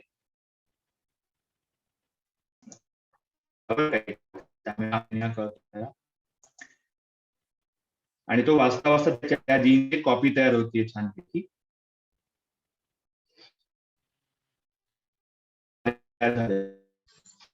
बरोबर. काय म्हणतो आपण तर mRNA, कारण तो मेसेज डीएनए पासून न्यूक्लियोसच्या बाहेर येऊन सायटोप्लाझमला रायबोसला सांगणार. सोपी प्रतिलेखनाची किंवा ट्रान्सक्रिप्शनची प्रोसेस. बरोबर. तर हे करताना एक छोटीशी उजळणी करूयात आपण परत. उजळणी अशी आहे की आपण शिकवताना डीएनए प्रोटीनला हात न घालता आपण आधी जे शिकवलो आहोत सेल पासून चालू करूयात किंवा जैवविविधता जी आहे तिथपासून चालू करूयात. ही सगळी कुठे प्रिंट आली, कुठे त्याचं ब्लू प्रिंट आहे ते अख्ख्या डीएनएवर आहे. तो खूप महत्वाचा मॉलिक्यूल आहे. पण डीएनए स्वतः जाऊन काम करणार नाहीये. आपल्याला शुगर डायजेस्ट करायचं असेल तर ती एन्झाईम लागणार आहे. एन्झाईम म्हणजे प्रोटीन्स आहेत. प्रोटीन तयार होणार आहेत रायबोझोम्समुळे ट्रान्सलेशनच्या प्रोसेसने. ती भाषांतर होणार आहे कुठल्या भाषेतनं, कुठल्या आरएनएच्या भाषेतनं, प्रोटीन अमिनो ऍसिडच्या भाषेमध्ये. आणि ती माहिती आरएनएला कुठनं मिळणार आहे तर डीएनए या ब्लू प्रिंट असते. बरोबर. त्यामुळे हा जो सिक्वेन्स आपण एकत्र करतोय तो जरूर करावा. भरपूर रूपक, अॅनॉलॉजीज, एक्झाम्पल्स द्यावीत शिकवताना. आणि असे छोटे व्हिडिओज आहेत की जे मुलांना दाखवावेत. आपण व्हिज्युअल लर्नर्स, ऑडिओ लर्नर्स किंवा अशा ज्या गोष्टी म्हणतो, तर जेव्हा व्हिडिओ ऑडिओ व्हिज्युअल गोष्टी आपण एकत्र करतो, ऐकायच्या आणि दाखवायच्या, आणि सर्वात जास्त परिणाम होतो. आणि हे करताना तेव्हा आपण हे टूल्स आपण जेव्हा सांगतोय की डीएनए या प्रोटीनने ओपन होतो किंवा असा तो पुढे जातो वगैरे, तर अशा वेळी जसं मी म्हणतो तसे उदाहरणांचे वापर नक्की करायचा. पण जसं मी आता शोईंग मशीन उदाहरण देतोय, ऍक्च्युअली शोईंग मशीन आणि डीएनए कॉपीज होणं, डीएनएचं रेप्लिकेशन आहे किंवा ट्रान्सक्रिप्शन रॉ मटेरियल एकत्र होते, एका पोझिशनला जाऊन तो धागा विणला जातो आणि त्याची मोठी चेन होते. त्यासाठी काहीतरी प्रोटीन्स आहेत, एन्झाईम्स आहेत, त्याच्यासाठी आपल्या डिंकासारखे एन्झाईम्स आहेत, काही कापतात, काहीतरी जोडतात. चेन आपण उदाहरण देऊ शकतो, तिथे चेन सारखा डीएनए मॉलिक्यूल कसा ओपन होतो. ऍक्च्युली या गोष्टी समोर देऊन आपण दाखवू शकतो की जेणेकरून आपल्याला अजून चांगल्या प्रकारे या गोष्टी समजायला. त्याला मी म्हणतो. तर तुम्ही सांगा आपण आता थांबायचं असेल तर, आणि मे बी ह्याचं कंटिन्युएशन आपण पुढे करूया. तुम्हाला येस, नक्कीच. म्हणजे हा तसा विषय असताना खूपच काय म्हणू आपण त्याला, मोठा आहे आणि खूप छान पद्धतीने तुम्ही तो हाताळला सर. आणि तसं अजून म्हणजे पूर्ण एक्सप्लेन करून किंवा पूर्ण आपल्याला जर जाणून घ्यायचं असेल तर अजून एखादं सेशन लागू शकतं याला. तर नक्कीच बघूयात आपण कसं प्लॅन होतंय पुढे. पण खूपच छान सेशन होतं on behalf of Pune knowledge cluster आणि district institute of education and training. I thank you so much sir for accepting our invitation. आणि छान होतं. अवघड हा जो विषय होता तो खूप सोप्या पद्धतीने तुम्ही एक्सप्लेन केला. प्लस जे व्हिडिओज होते किंवा जे काही प्रेझेंटेशन्स होते तुमचं ते खूपच छान होतं. मेंटीमीटरचाही उपयोग खूप छान पद्धतीने झाला. तर टीचर्सनाही याच्यातनं आता ऑनलाईन पद्धतीचं शिक्षण सुरू आहे किंवा हायब्रिड मोडमध्ये सुरू आहे.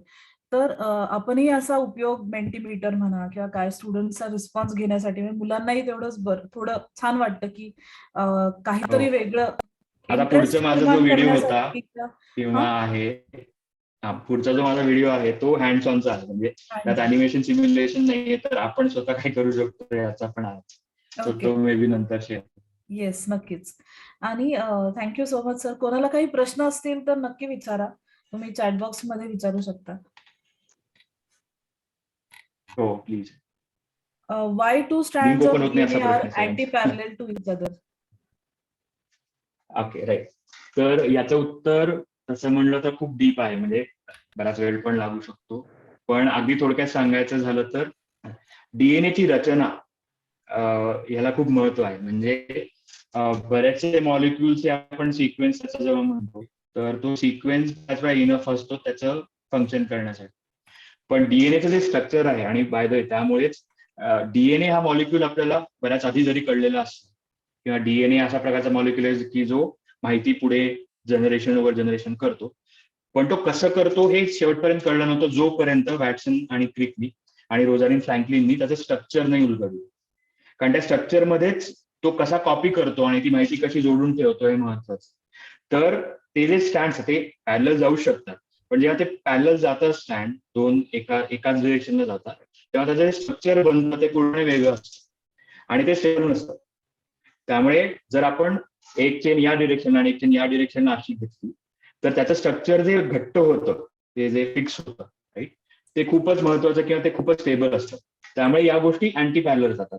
त्याचबरोबर जो डीएनए पॉलिमरेज जे आपण एन्झाईम म्हणतो की जे डीएनएच्या कॉपीज बनवतो, बरोबर, तर तो ज्या प्रकारे बनवतो ते पण महत्वाचं आहे की तो जो एन्झाईम आहे तो डीएनए कसा पकडतो आणि तो कसा उलगडतो आणि त्याच्या कॉपी कशा बनवतो. तर या 2-3 कारणांमुळे ते अँटी पॅरलल होणंच महत्वाचं असतं. याचा अर्थ असा नाही की ते पॅरलल कधीच होऊ शकत नाही, पॅरलल होतात पण. म्हणजे जर तुम्ही आरएनए मॉलिक्युल म्हणले किंवा तुम्ही असे काही मॉलिक्युल्स म्हणले की ज्याने डीएनए न्यूक्लियोटाइड्स किंवा आरएनएचे मॉलिक्युल म्हणले की ते पॅरलल पण जातात कधी कधी वेळेला, राईट.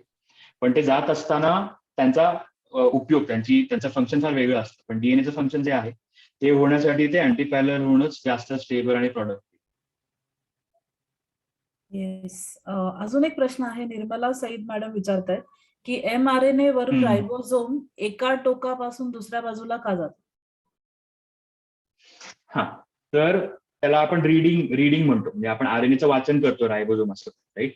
तर ते रीडिंग करायला जसं आपण एक ओळ सुरुवात करतो आणि शेवटपर्यंत जातो फुल स्टॉप पर्यंत, तसंच ते आहे. गंमत म्हणजे रायबोझोम मूव्ह होतो का आरएनए त्या रायबोझोम फिक्स असतो आणि असा खेचला जातो, हे एक गमतीशीर बघण्यासाठी. त्याचा एक व्हिडिओ मी तुम्हाला दाखवीन की डीएनए रेप्लिकेशन जेव्हा होतं तेव्हा असं आपण म्हणतो, मी एक्झाम्पल देतोय की डीएनए पॉलिमरेज बसतंय आणि ते पुढे जातंय, राईट. तसं नव्हता, पॉलिमरेज एका ठिकाणी राहतं आणि तो खेचतो डीएनए आपल्या आतल्या स्ट्रक्चर मधून. रायबोझोमचं तसं नाही, रायबोझोम हे मूव्ह होतात. तर ते मूव्ह होण्याचं कारण असं की त्याला पूर्ण तो मेसेज वाचायचा आहे सुरुवातीपासून शेवटपर्यंत, आणि अनलेस तो त्या आरएनए वर पुढे पुढे जातोय त्याला तो पुढचा शब्द वाचता येणार नाही किंवा पुढचा कोडॉन वाचता येणार नाही, म्हणून त्याला तो पुढे जावं लागतं. स्टार्ट कोडॉन पासून म्हणजे मिथेनिन जो आहे आणि स्टॉप कोडॉन पर्यंत त्याचे 2-3 वेगळे सिक्वेन्स असतात. तिथे तो गेला की मग तो सोडून देतो आणि तो अख्खा एमआरएनए तो आलेला आहे तो वाचलेला असतो आणि त्याच्यातनं प्रोटीन तयार झालेलं असतं.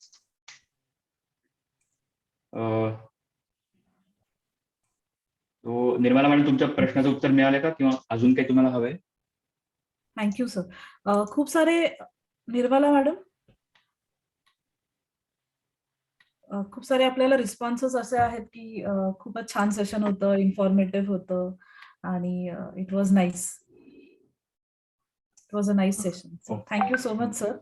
ओके, प्राची मॅडम आपण एक फोटो घेऊयात ग्रुप. येस, आपण एक फोटो घेऊयात. सगळ्यांनीच म्हणजे सगळे जे पार्टिसिपेंट्स आहेत टीचर्स त्यांना आम्ही रिक्वेस्ट करते की त्यांनी त्यांचे जे व्हिडिओज आहेत ते ऑन करा. इथे ओके.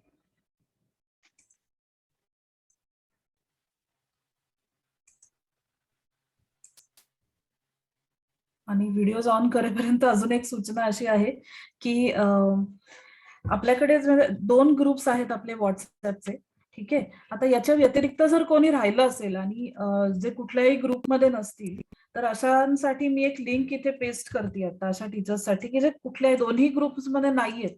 प्लीज डबल नको हे करायला, कारण सेम मेसेजेस आम्ही पाठवतो. फक्त व्हॉट्सअपचं लिमिट 250 असल्यामुळे आपण हे सेपरेट ग्रुप्स करतोय.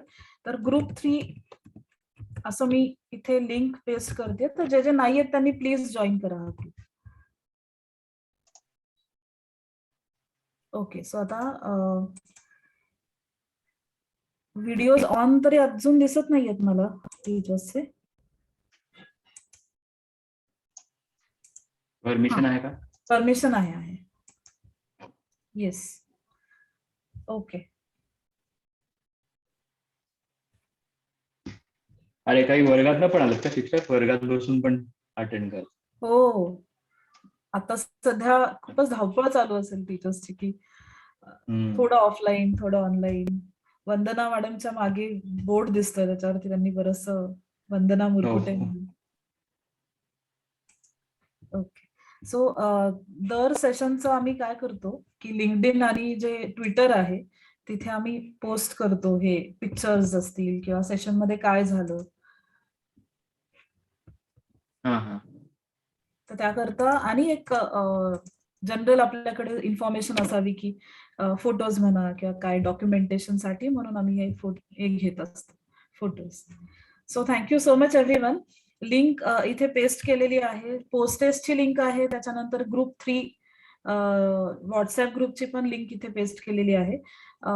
याचं कारण हे आहे की आता जे काही नेक्स्ट पुढचं जे सेशन असणार आहे ते लास्ट सेशन असेल आपलं याचं. मीनवाईल आम्ही तुम्हाला फीडबॅक फॉर्म किंवा कोणी कोणी किती सेशन्स अटेंड केली याची इन्फॉर्मेशन आमच्याकडे तर आहेच, म्हणजे पण तुमच्याकडनंही आम्हाला एक इन्फॉर्मेशन त्याच्याबद्दल हवी होती, तर ते आम्ही व्हॉट्सअपच्या ग्रुपवरती ही लिंक पेस्ट करणार आहोत. ओके, शीतल मॅडम हा एक नंबर कॉपी करून घेता का? वसंत शिंगाडे सरांचा. ओके, कॉपी करू. त्यांना पण ऍड करूयात ग्रुपमध्ये. बाकीचे प्लीज तुम्ही त्या लिंकवर क्लिक केलं की ऑटोमॅटिकली तुम्ही त्या ह्याच्यामध्ये ऍड व्हाल, किंवा ती लिंक सध्या कॉपी करून ठेवा तुमच्या इथे कुठेतरी, आणि व्हॉट्सअप मध्ये जेव्हा तुम्ही क्लिक कराल त्या लिंकला तर तुम्ही त्या ग्रुपमध्ये जॉईन व्हाल. ठीक आहे. Okay, thank you so much Asim sir. Thank you Prachi ma'am. Thank you Gayatri. Thank you. Thanks, Prachi. Thanks, Asim. Thank you we Gayatri. meet on thank you next Sheetal madam. काय? हा, Sheetal madam. Sheetal. Thank you so much. Video off केला. हो. सो आता नेक्स्ट मंडेला भेटणार आहोत आपण आपल्या लास्ट सेशन साठी. Thank you so much everyone. Thank you. I am closing the meeting.